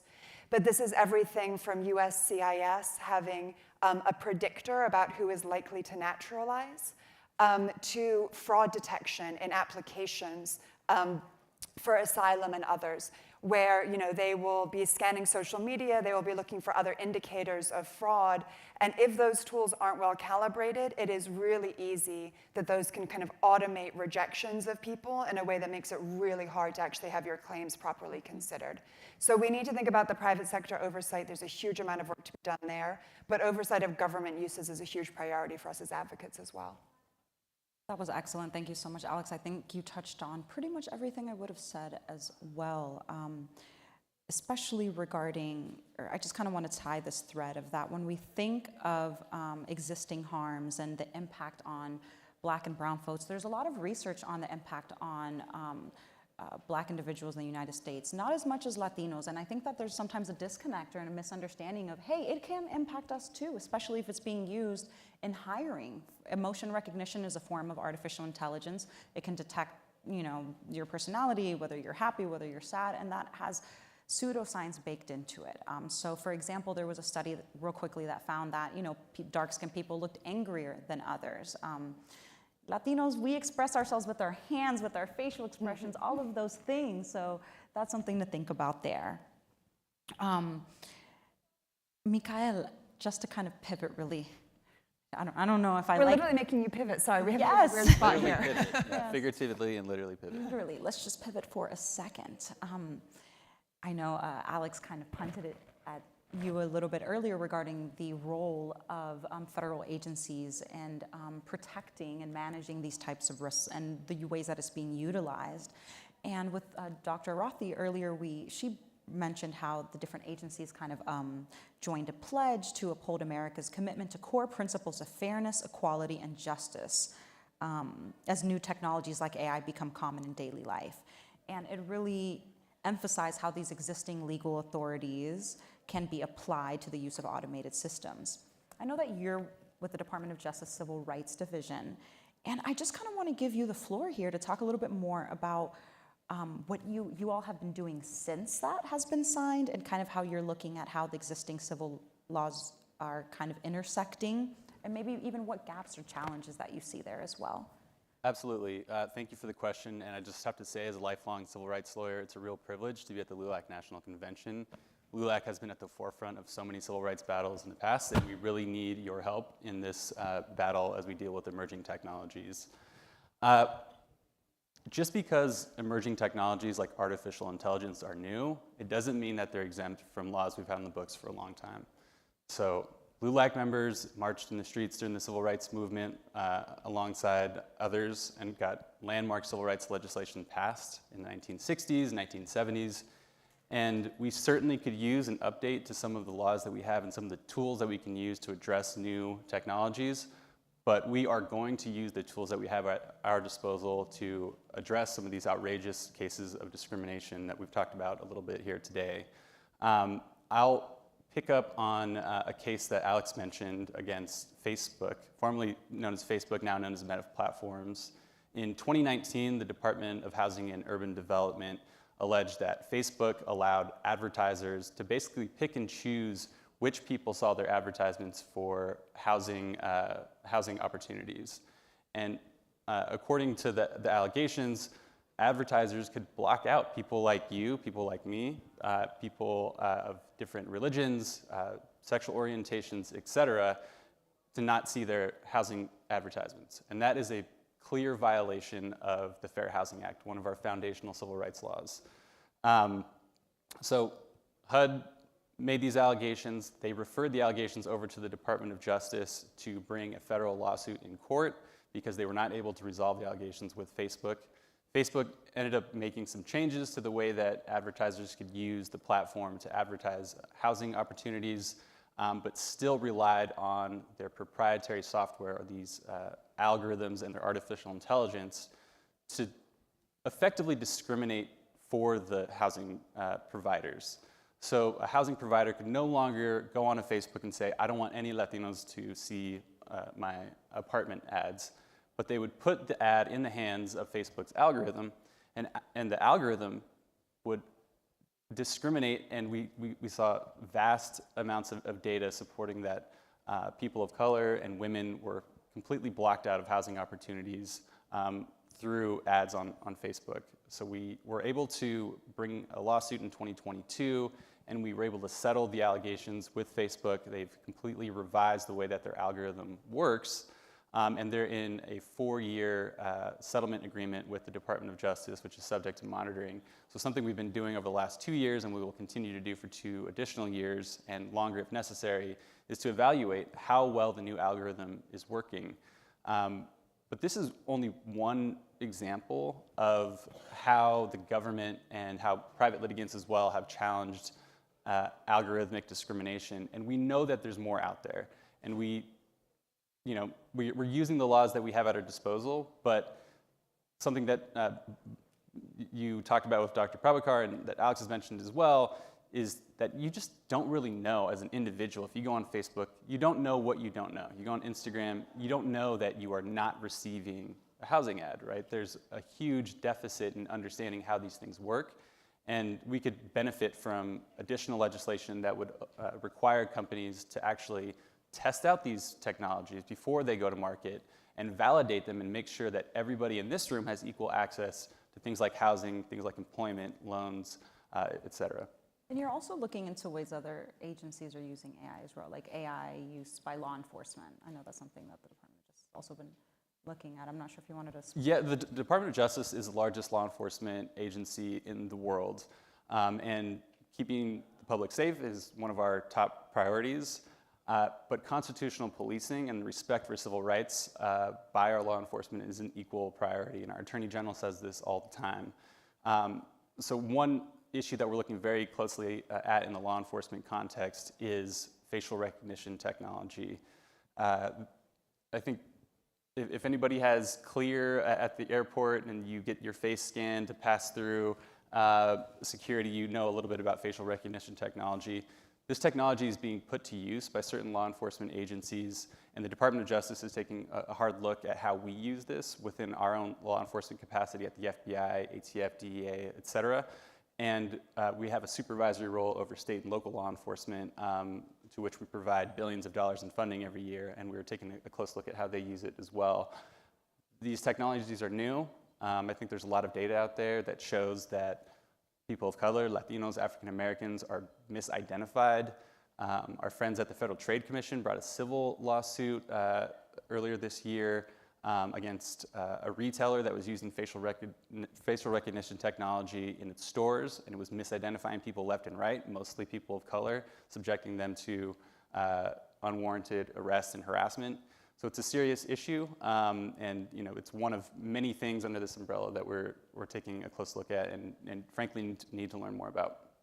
If I can jump in on the face recognition for a moment, I think it's worth people understanding a couple different ways in which this threat is coming up.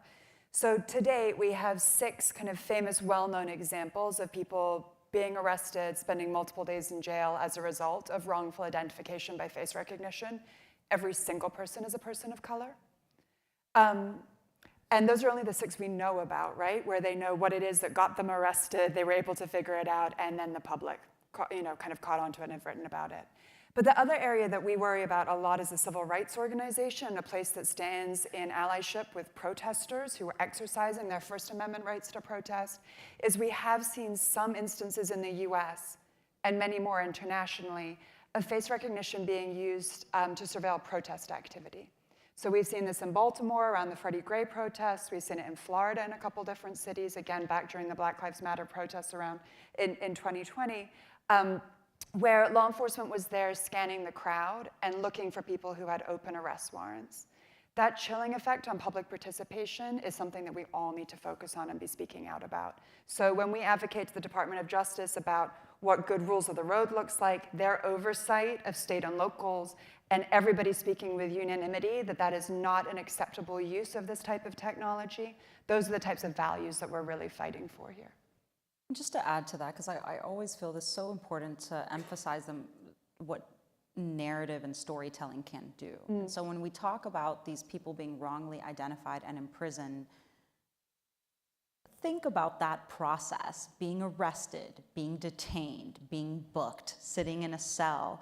There's a case of a woman, Portia Woodruff. She was pregnant. She started having contractions while in prison and had to go to the hospital. In the wake of the Dobbs ruling, this is a big issue. We're talking about a pregnant woman, and I feel like journalism or journalists in the news didn't really dive into that harm, that bodily harm. There was the case of Mr. Burke, I want to say. He's 61 years old, wrongly identified. He's a grandfather. When he was in prison, he was brutally sexually assaulted. He was raped. People don't like using the R word, but he was.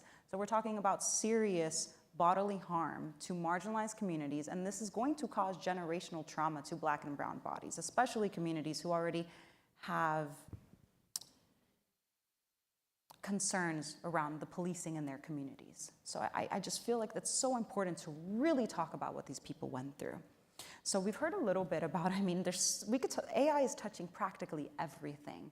But we're just, given the fact that we just had the presidential debate tonight, I want to take a step back. I want to kind of zoom out a little bit and talk about AI and elections and big tech's responsibility.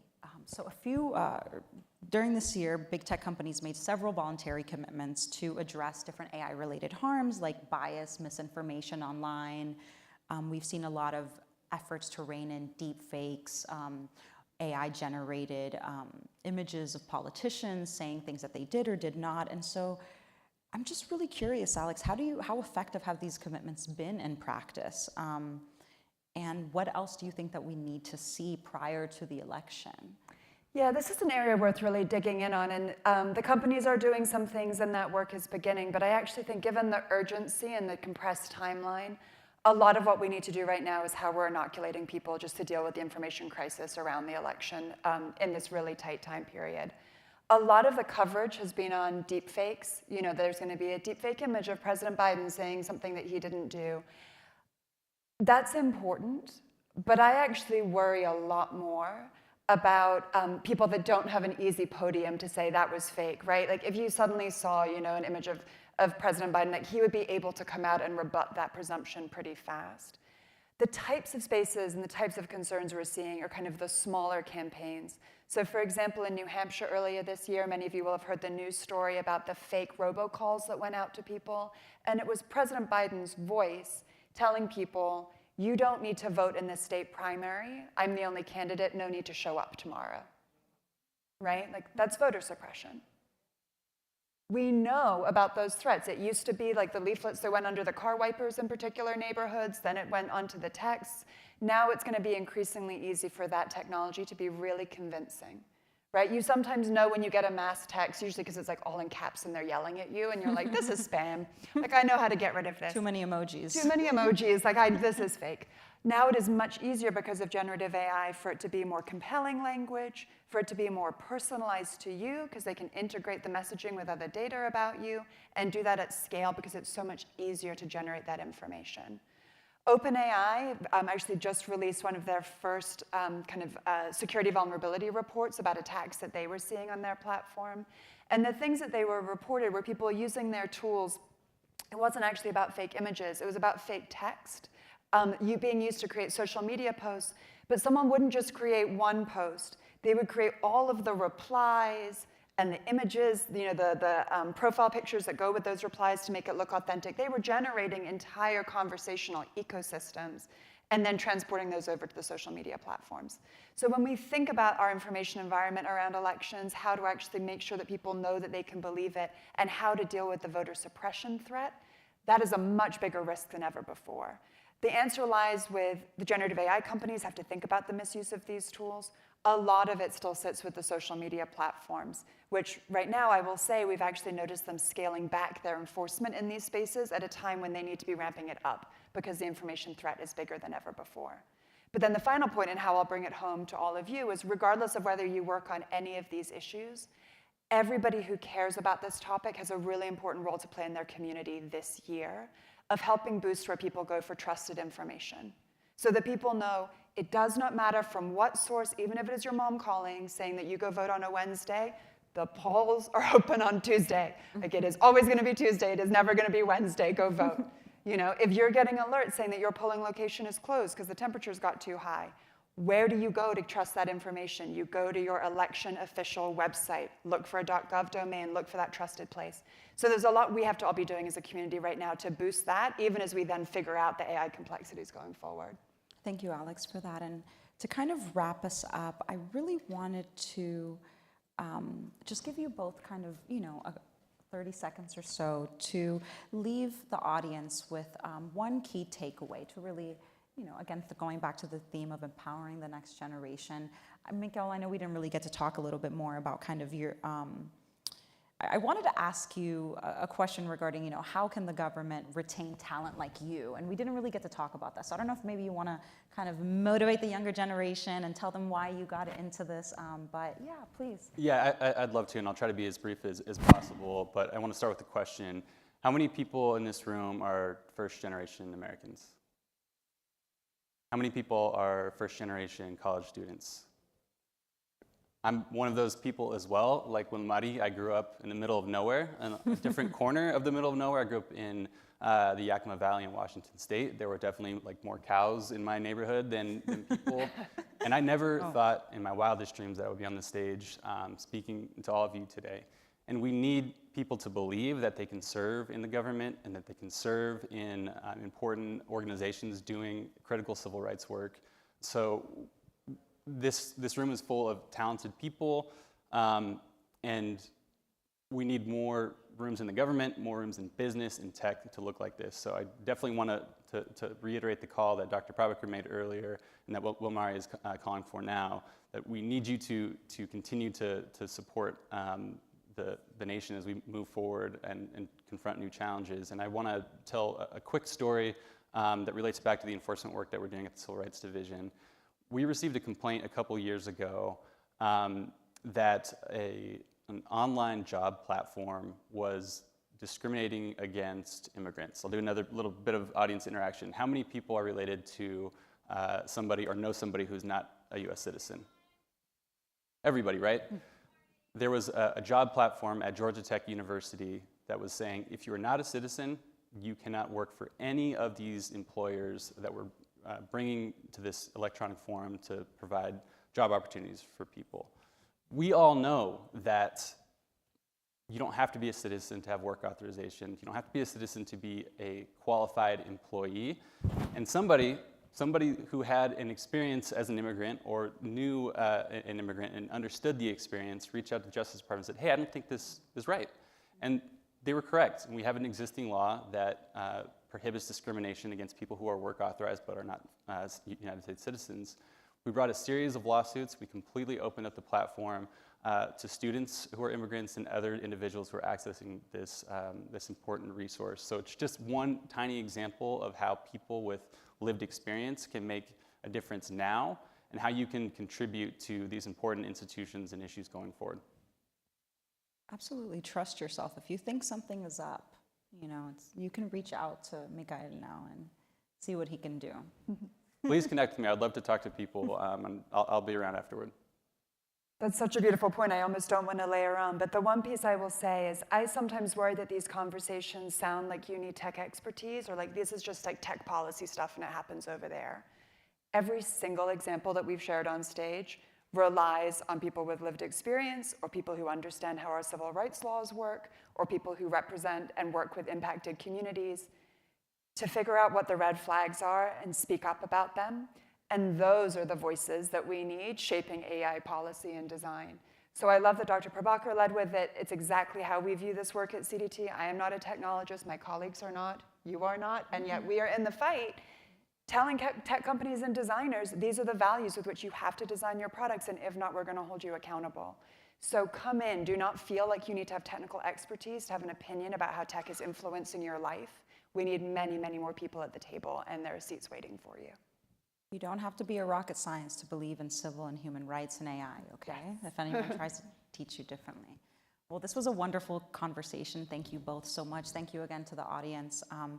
I believe we may have a minute or two for, that was fast. Okay, you're gonna shut up. Please, lady in the pink, lay it on us. Hi.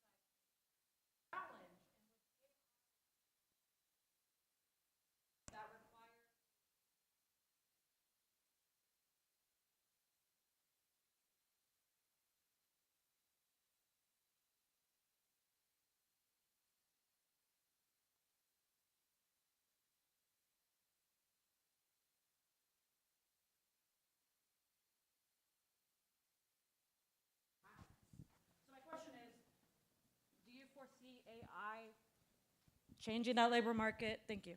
Labor market negatively?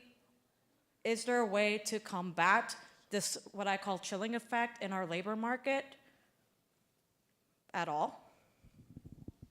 Yeah, so just to repeat a little bit more of the question for folks who aren't on the live stream, this is really about the impact of AI on the labor market and kind of worker rights more broadly is how I think about this. No question, right? The way that in the past transformational technology changes the workplace, it changes the nature of human labor, it changes the role of human labor, and I think we're at another one of those, yet another one of those tectonic moments in society. I will say there are people who are writing about this, fighting about this, focusing on it. The Labor Department actually has an at the federal level actually has an active report that they're working on this right now. A second area, though, that's really important to highlight is how technology is impacting workers' rights and their daily experience in the workplace. So this isn't even just displacement. This is about what it is to be a worker now whose every single movement is surveilled, every single part of where you do. It's the quantified worker, micromanaged through every task. And that's one of the areas where my organization, CDT, a number of the unions and other workers' rights organizations are really dialing in. And one of the key themes that we're underscoring in all of this is the value of worker voice, that these tools have to be designed with the actual experts at the table, who are the workers themselves, who may have insights on how AI can help them do their jobs better, should be able to speak up when the AI is actually making them do their job worse. And we need to think about this as a workplace conditions issue, which is about power, it's about privacy, it's about the safety of workplace conditions, and that dialogue has to get a lot louder. The unions are staffing up on this. A number of them now have tech institutes that just do this. They're making it the subject of bargaining agreements, but there's a lot more work to be done, and we're really eager to be in partnership with folks who are focused on this.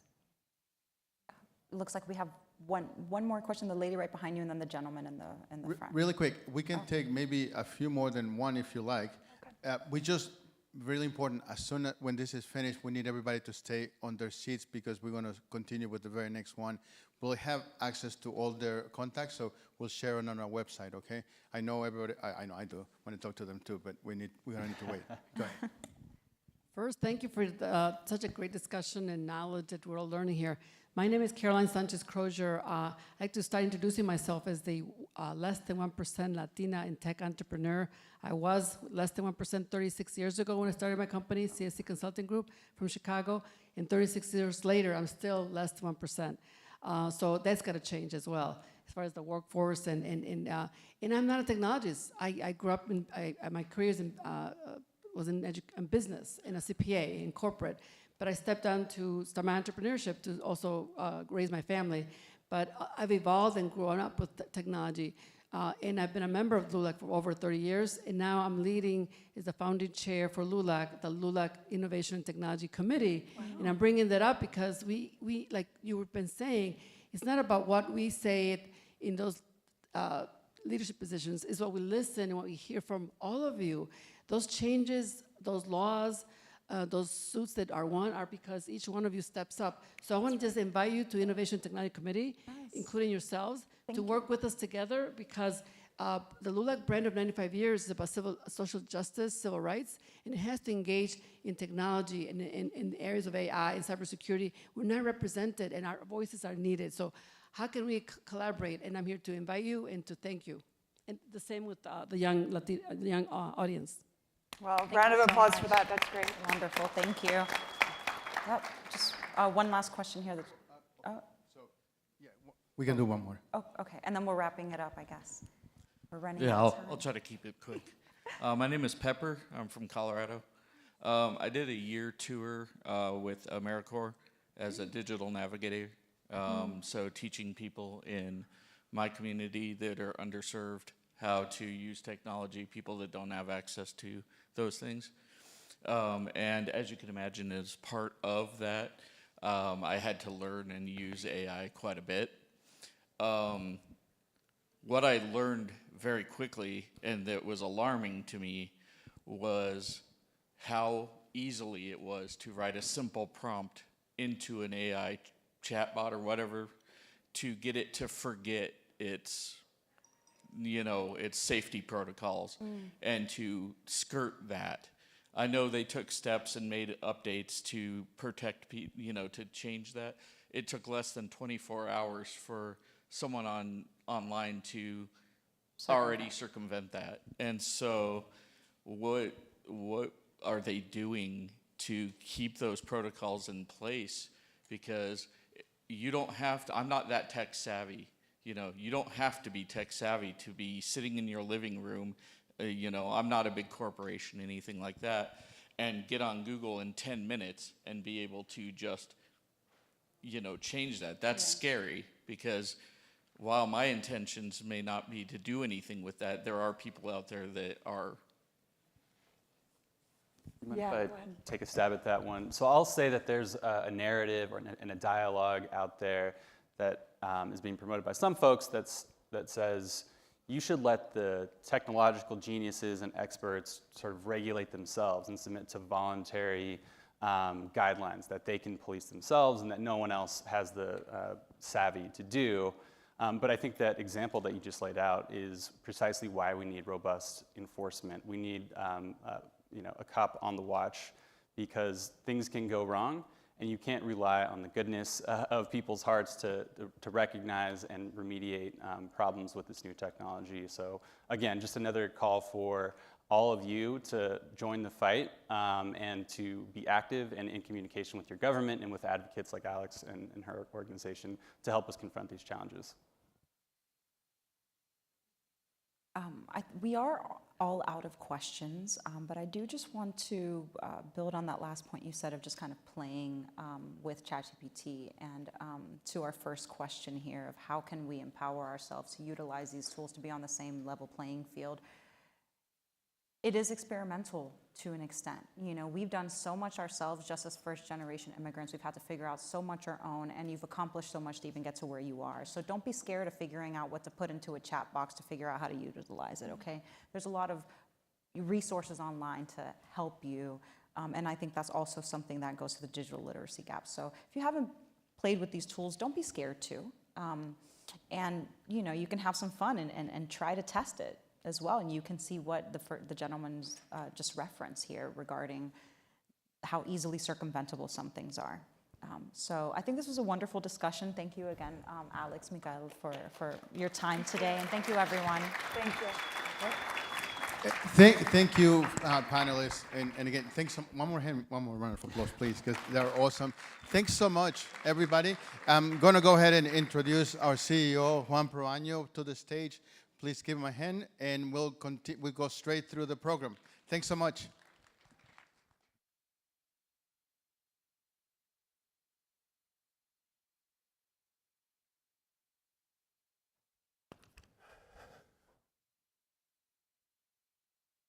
Good morning. This is the last session before lunch. So I understand I'm keeping you all from lunch, but we're going to get through it here really quickly. So my name is Juan Proaño, and I'm the CEO of LULAC. Today, we're honored to have the Honorable Isabel Guzman, the 27th Administrator of the U.S. Small Business Administration, joining us today. Isabella, thank you for being here.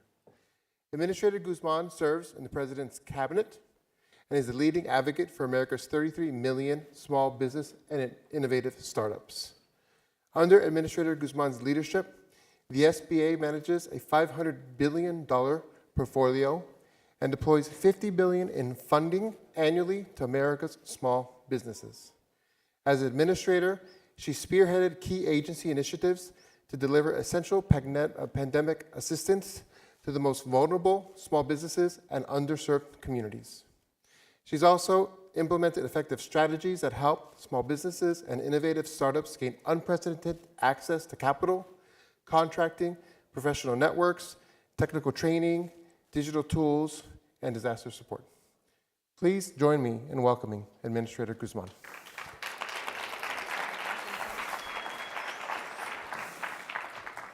Thank you. Thank you so much. Thank you for joining us. Of course. Pleasure to be here.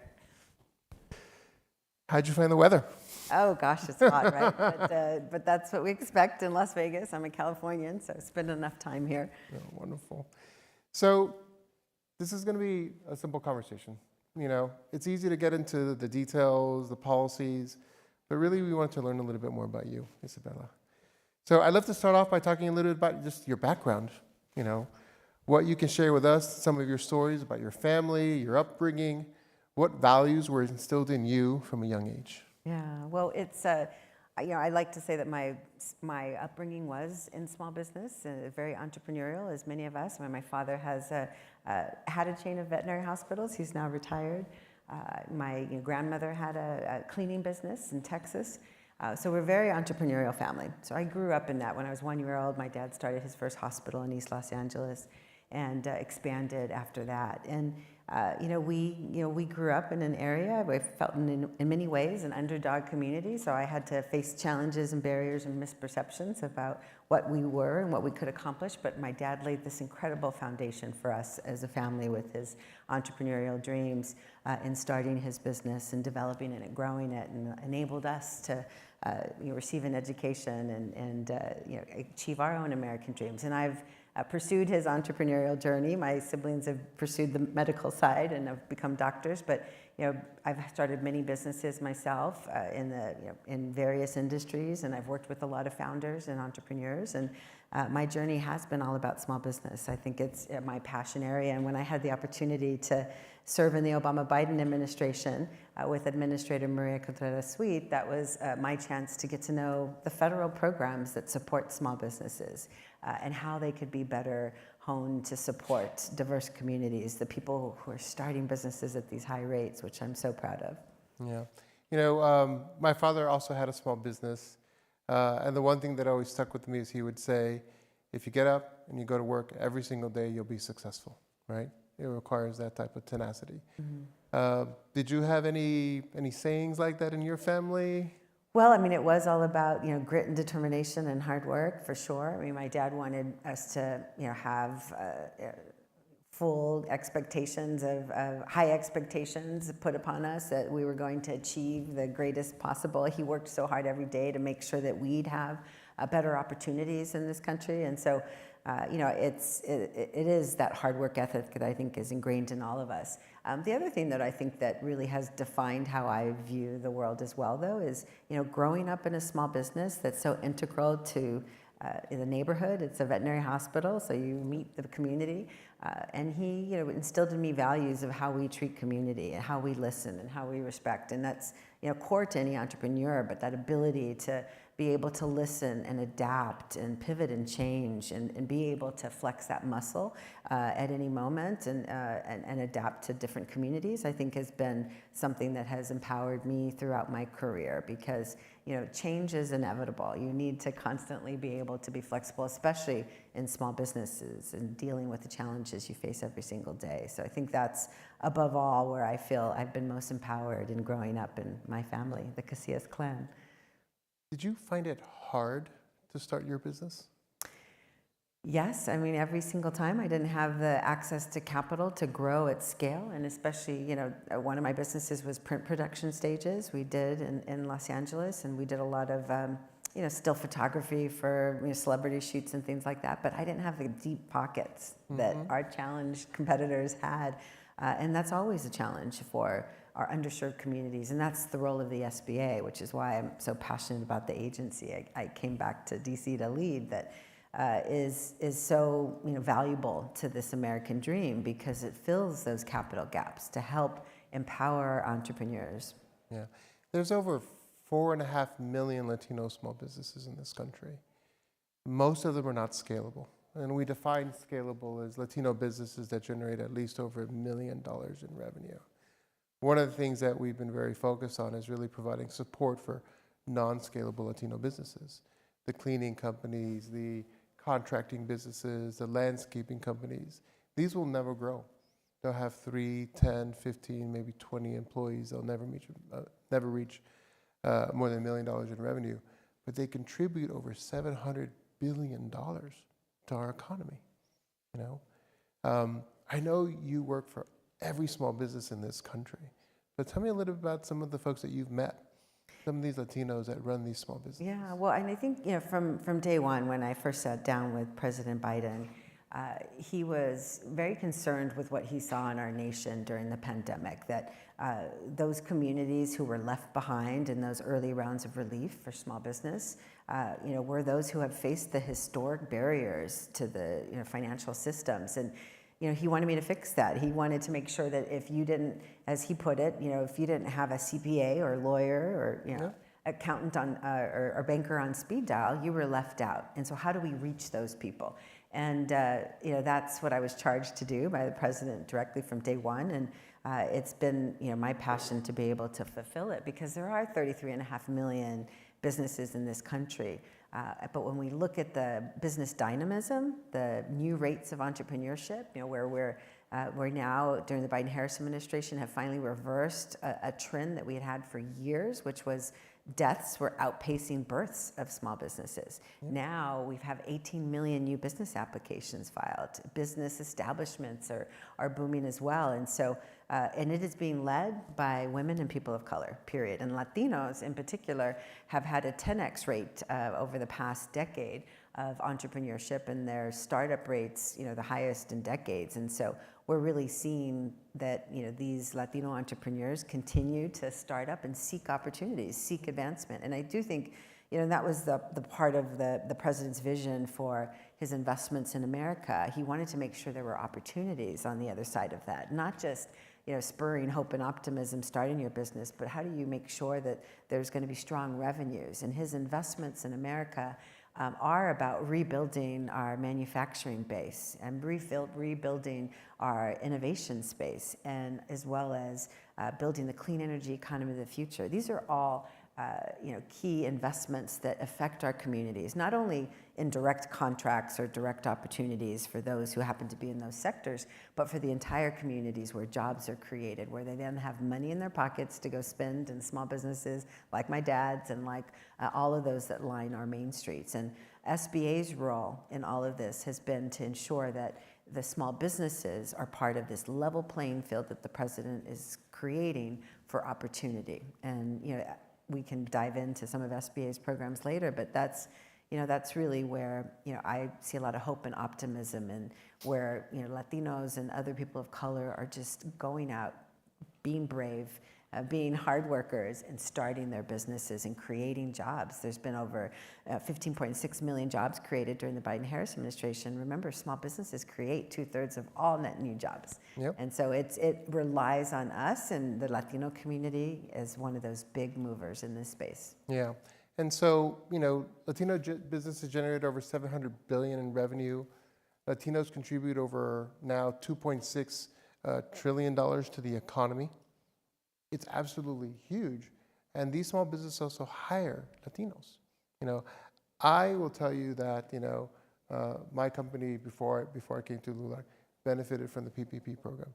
It kept us afloat. It kept us as business. And my company also benefited from the EIDL program. A really great kind of sort of bridge until the economy got better. And so first of all, I want to thank you for that. So a couple questions for you.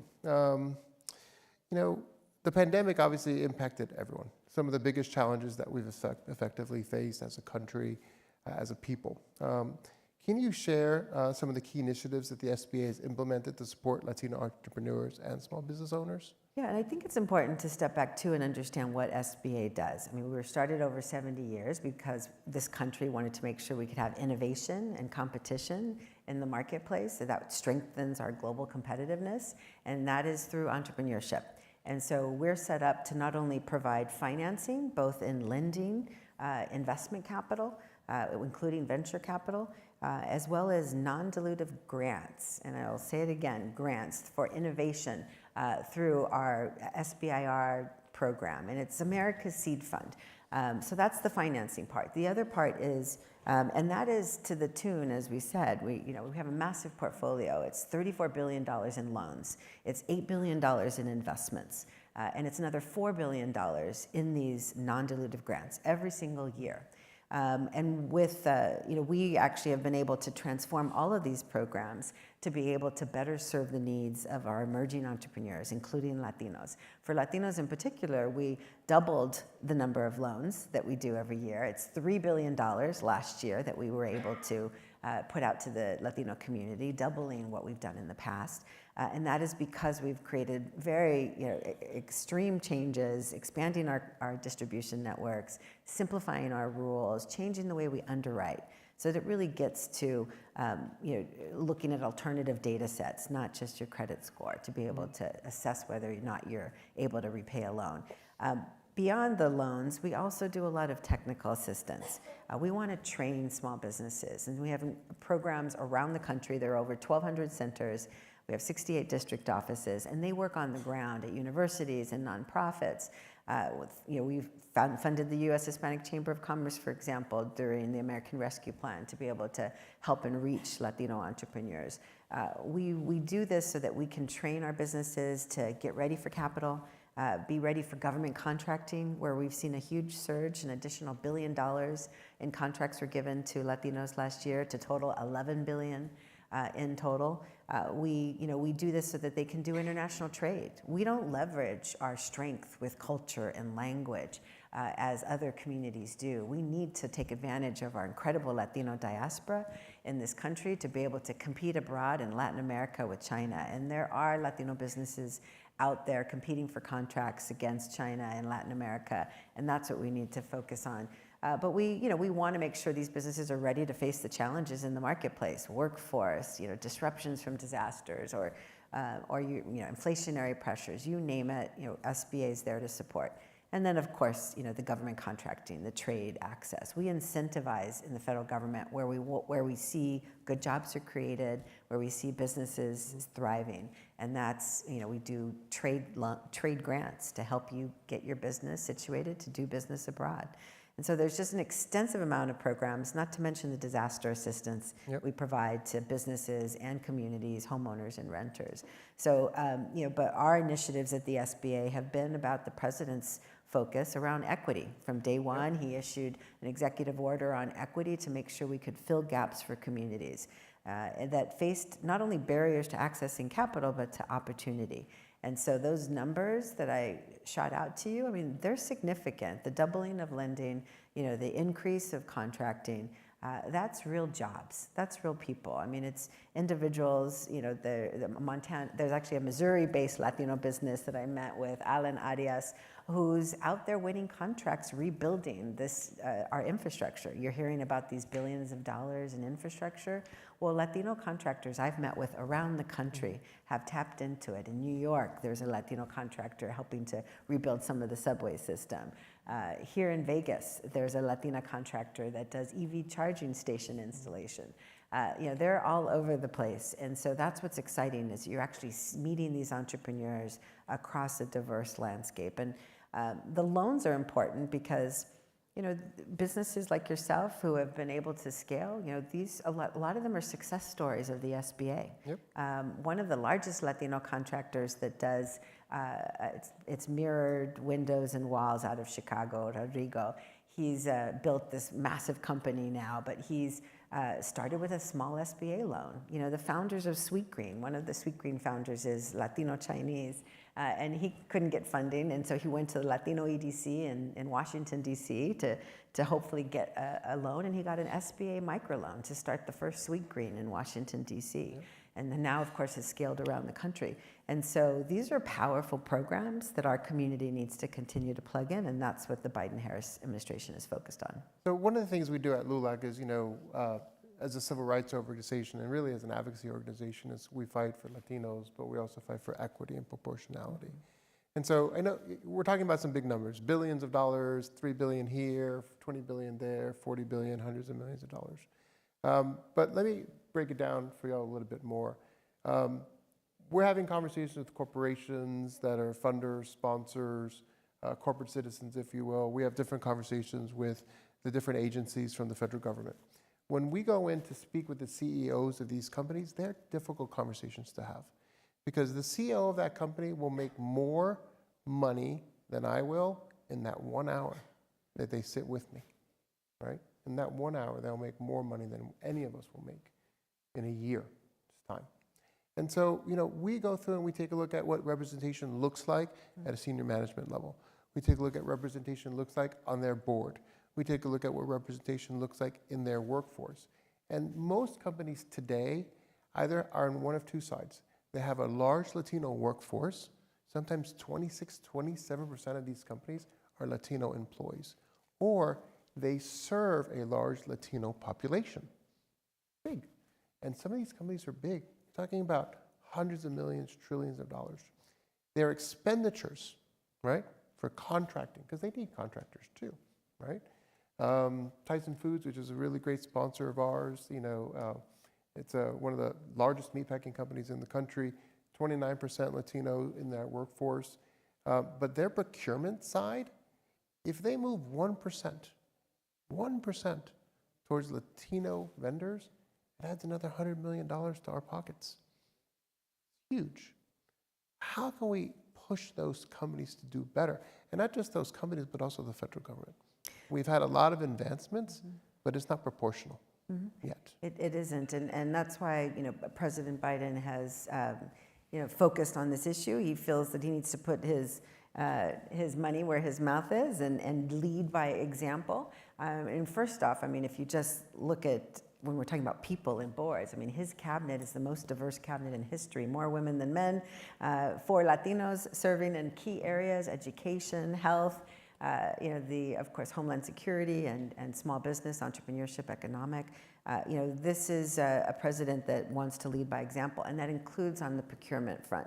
So he increased our goal to small disadvantaged businesses to 15%, which means tens of billions of dollars in more contracts to our underserved communities. Latinos are still less than 2% of federal contracts.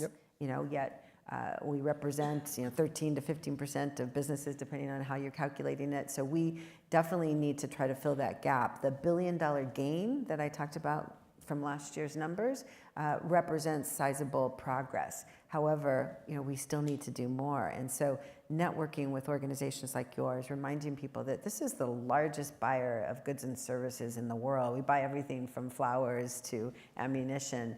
We seed innovation into the future to protect national security, to develop critical technologies, and then just to provide everyday services to Americans. And so doing business with the federal government is a good pathway towards strengthening your business. It creates hundreds of thousands of jobs every year. So we want to make sure that we continue to make those gains. And what we've done is issued extensive reforms to simplify the process, and also at SBA streamlined how we help you do business development, how we help you get certified to do business with the federal government.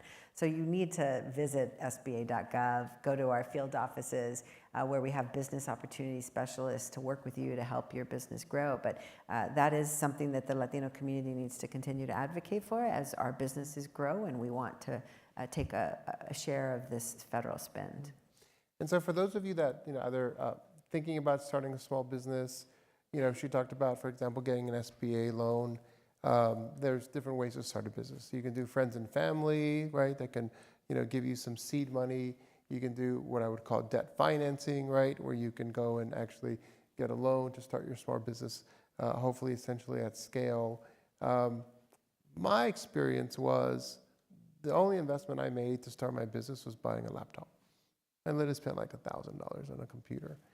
But you can put all your ideas in there, right? You can make a PowerPoint presentation. You can write a proposal. You can go out and you can pitch yourself and get a contract and actually start with revenue. A lot of folks actually don't talk about that.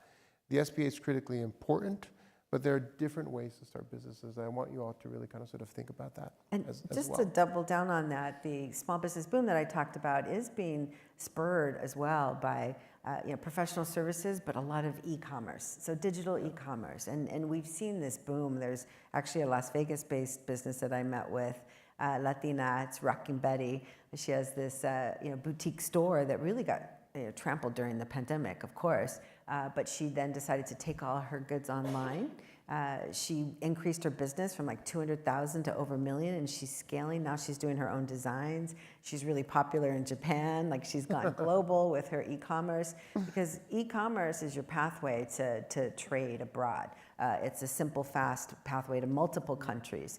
And this has been something we've leaned into. We have a Small Business Digital Alliance where you can access free tools and resources, including for your business, having Grow with Google certifications for all your employees to learn about digital skills and market your business, improve your operations. We want small businesses to be as competitive as our big businesses, and that means they need to use technology for efficiency with their workforce, with productivity, as well as marketing. So this is something that the future and the emerging entrepreneurs are doing at scale.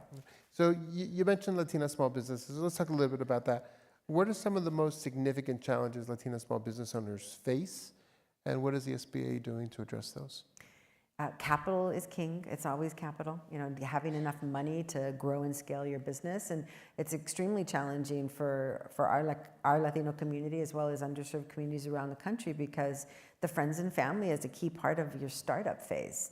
You're not going to find funders out there who want to help your startup as much, even though we over-index at the SBA, and especially thanks to our changes where I talked about increasing competition.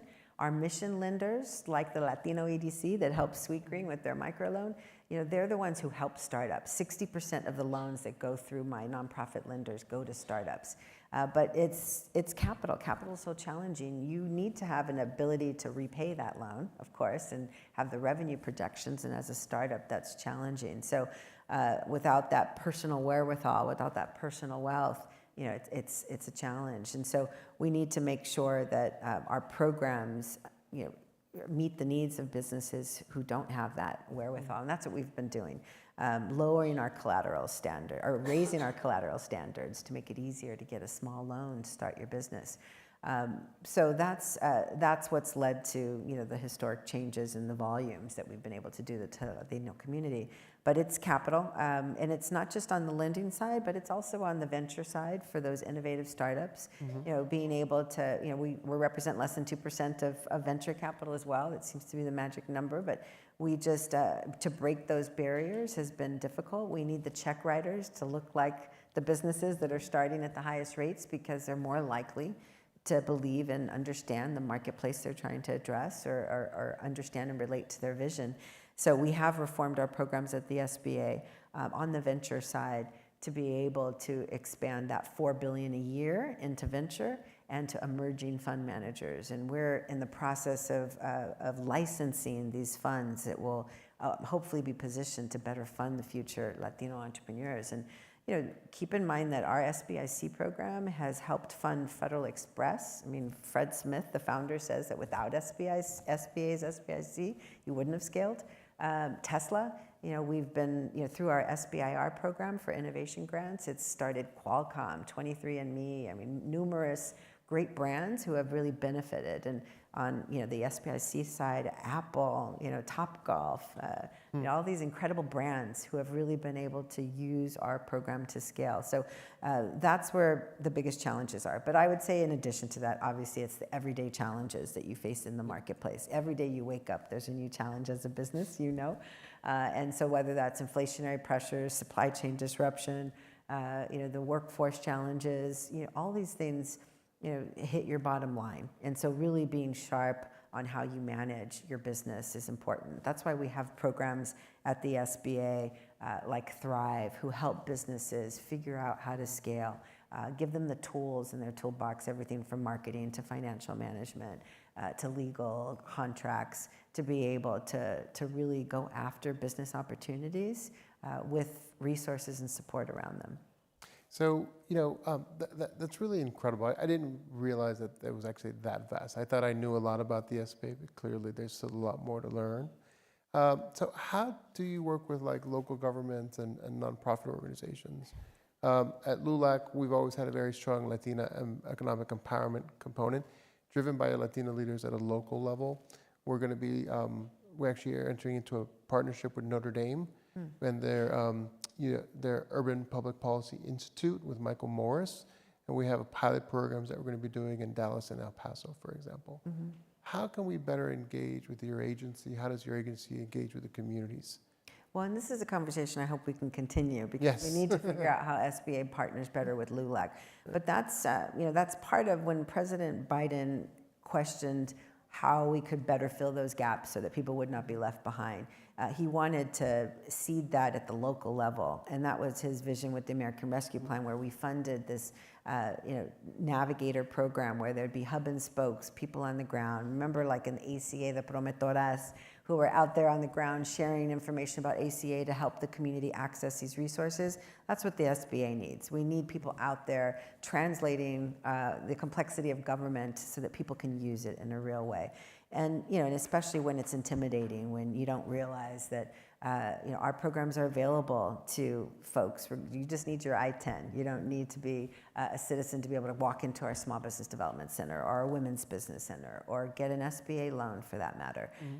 But we need to do a better job of networking in the community. So with that grant, though, that we got through American Rescue Plan, it seeded that. I talked about the U.S. Hispanic Chamber. We've now been partnering and working with more organizations to better serve our communities. And that meant, we kicked off a Latino Prosperity Tour with Secretary Cardona and I. We first kicked it off with Mayor Romero in Tucson, working at the local level across the country in 12 different cities from Los Angeles to Green Bay, Wisconsin, working with them so that they know how to share our resources at the community level. So some of it's state and local. The other is, though, through organizations who really are boots on the ground and trusted networks of local advisors who can help us get SBA's resources into communities more quickly.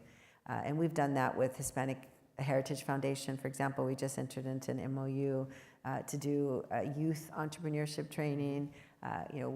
We just spoke with Haku about getting on more of the Hispanic serving institutions. We're at 100 of the 600 Hispanic serving institutions today with our small business development centers, but we'd like to be at all 600 somehow. And so let's figure out how we can do that. Yeah. And so the theme for this conference was empowering the next generation. We brought over 200 young adults, 18 to 25 years of age, from across the country. How can young leaders get into small business? Because it can be scary, right? And we need to build a pipeline for these leaders and executives as well. It is really key, and oftentimes it's even more challenging if they come with student debt. So the hundreds of billions that the Biden-Harris administration is focused on forgiving, and that those pathways to affordability are so key. But we want to make sure that every great idea can cultivate into a great business. A lot of our great entrepreneurs have been able to start at a young age, and it's about knowing the networks, having the tools and resources, and SBA can be that resource for you. There's so many small businesses that have gotten their start with the SBA, even just from Main Street to some of the bigger brands scaled brands that I've talked about.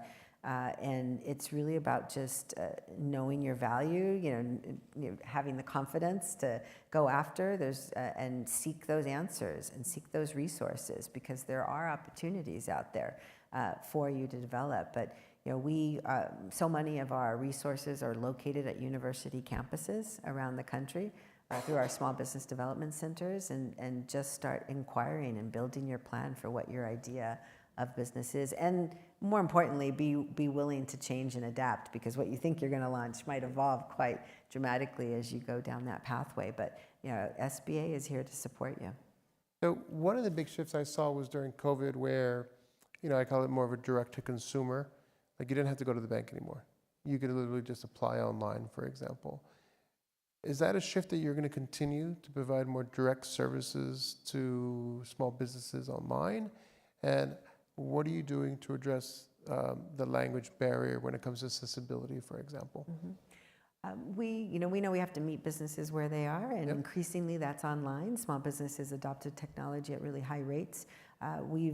My philosophy, and it goes back to what my father taught me, but it's customer first, knowing who your customers are and where they are, but technology forward and equitable in everything we do. And so we've invested heavily in technology, thanks to the scale of COVID relief, but that's empowered us to change our programs. We now know that a majority of Black businesses in particular, and a significant percentage of Latino businesses, go straight online to find funding. We want it to be an affordable option through the SBA, so we have SBA.gov lender match /lender match, which is where you can go and match to our lenders directly online. And we're leveraging technology in our lending platforms to speed up the process. And I mean, just today we launched an interface with text messaging within our lender platform on the disaster front, so that people can text and inquire about their status. So we are constantly trying to keep up with the private sector within our resources to be able to serve our businesses. But it is also, it's the simplicity of an easy mobile-friendly platform across all of our products that we've invested in, but it's beyond that too. It is oftentimes in language. For the first time ever with American Rescue Plan, we launched the Restaurant Revitalization Fund, for example, in Spanish and in English. We're focused on making sure that within the platforms we have language alternatives, and we're investing to try to do that as often as possible. And of course, invest in the people in the agency who can support businesses in multiple languages. And that investment and making sure that you can relate to and talk to and with authenticity serve the needs of a business is something that we've prioritized in the Biden-Harris administration. So one of the first people that I met in your agency is Francisco Sanchez. And I had no idea that the SBA did all this work on the disaster relief side. Talk to me a little bit about that. Yeah, and it affects Latino community because climate change disproportionately impacts the communities we live in, and it's highly critical. And SBA has been around longer than FEMA, to try to fill gaps after a disaster and provide financial relief to communities who don't have the insurance or enough insurance. And so we provide renters relief so they can replace their car, replace their belongings, and get back to recovery mode. We replace, of course, homeowners. We provide them with assistance to rebuild or relocate, and we also provide businesses with not only the physical disaster loans, but also the economic injury. And it's really important with the increasing numbers of billion-dollar disasters that are happening around the country that we help businesses and communities recover quickly, because that means they can stay open longer. The FEMA data shows that if a business doesn't reopen in 5 days, they're most likely going to close within a year, because that was just such a devastation of a loss of revenue. And so we've really shifted our focus at the SBA to work in community and help them recover as quickly as possible and build resilience for the future. So mitigate damages from disaster by investing in sustainability. And that's what the President's Inflation Reduction Act has been about. This has been the most historic investments in climate sustainability for the future, and we're just rolling out incredible tax credits and rebates for homeowners and renters to convert to energy efficiency. And that means all our trades businesses are going to be installing that work. So 55% of Latinos live in states that are impacted by climate change significantly. Most of the outdoor jobs are actually filled by Latinos. And so, when you think about the folks that are doing the roofing, the building, the bridges, fixing the streets, we had the tragedy in Maryland with the bridge collapse, for example. Those are all Latinos. And so one of the things that we talk about a lot is we're going to have kind of two roads here. We're either going to build the streets and the bridges and rebuild the infrastructure of this country as employees, as workers, or we could own the companies that are getting the contracts. Because yes, there's going to be a lot of jobs that are available, but we're also talking about minting millionaires. And not just these contracts are big, $10 million, $100 million contracts. If it's building EVs, for example, or contracting for these businesses there. We're going to wrap up here in a couple minutes, but I maybe wanted to get your thoughts on technology and AI. Just given my technology background, given our previous speakers here talking about technology and AI, one of the things that we're very concerned about is what we would call digital redlining, for example. Online applications that are instant, those are all done by technology and AI. What should we be thinking about, or what concerns should we have when it comes to technology and AI in small businesses and how it may impact us?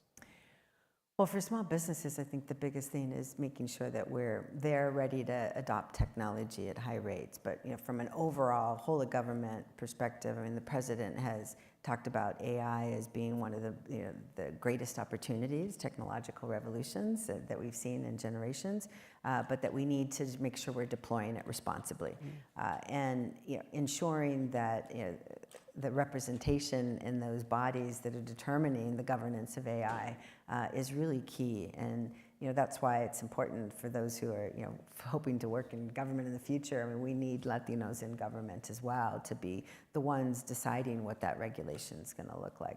But clearly for us, I do believe it's making sure that we're and I've met multiple small businesses that are in AI, like Dr. Ximena, she's from Chile, an immigrant from Chile who's already started 2 businesses, but she's got an AI company built within reach that's trying to tap into the future of workforce, leveraging AI to place people into jobs in corporate America. And she has raised over $10 million for her business, including going after our SBIR grants. But Latinos are in AI, and as much as we can continue to support those businesses and develop them so that we have a voice and we have a presence in this innovative space, then that's also going to prevent or help us ensure that all communities are represented fairly. But For small businesses, it's adopting AI, learning those tools quickly. It could help you scale by improving your customer service with the chatbot. It could help you better reach communities with stronger marketing tools. This has been wonderful. This is our first real conversation. That's right. At length. I want to thank all of you so much. We're going to continue this after lunch with other speakers, so please join us. And I think we're going to go ahead upstairs for a fancy lunch. Thank you, thank you, thank you so much. Thank you, thank you.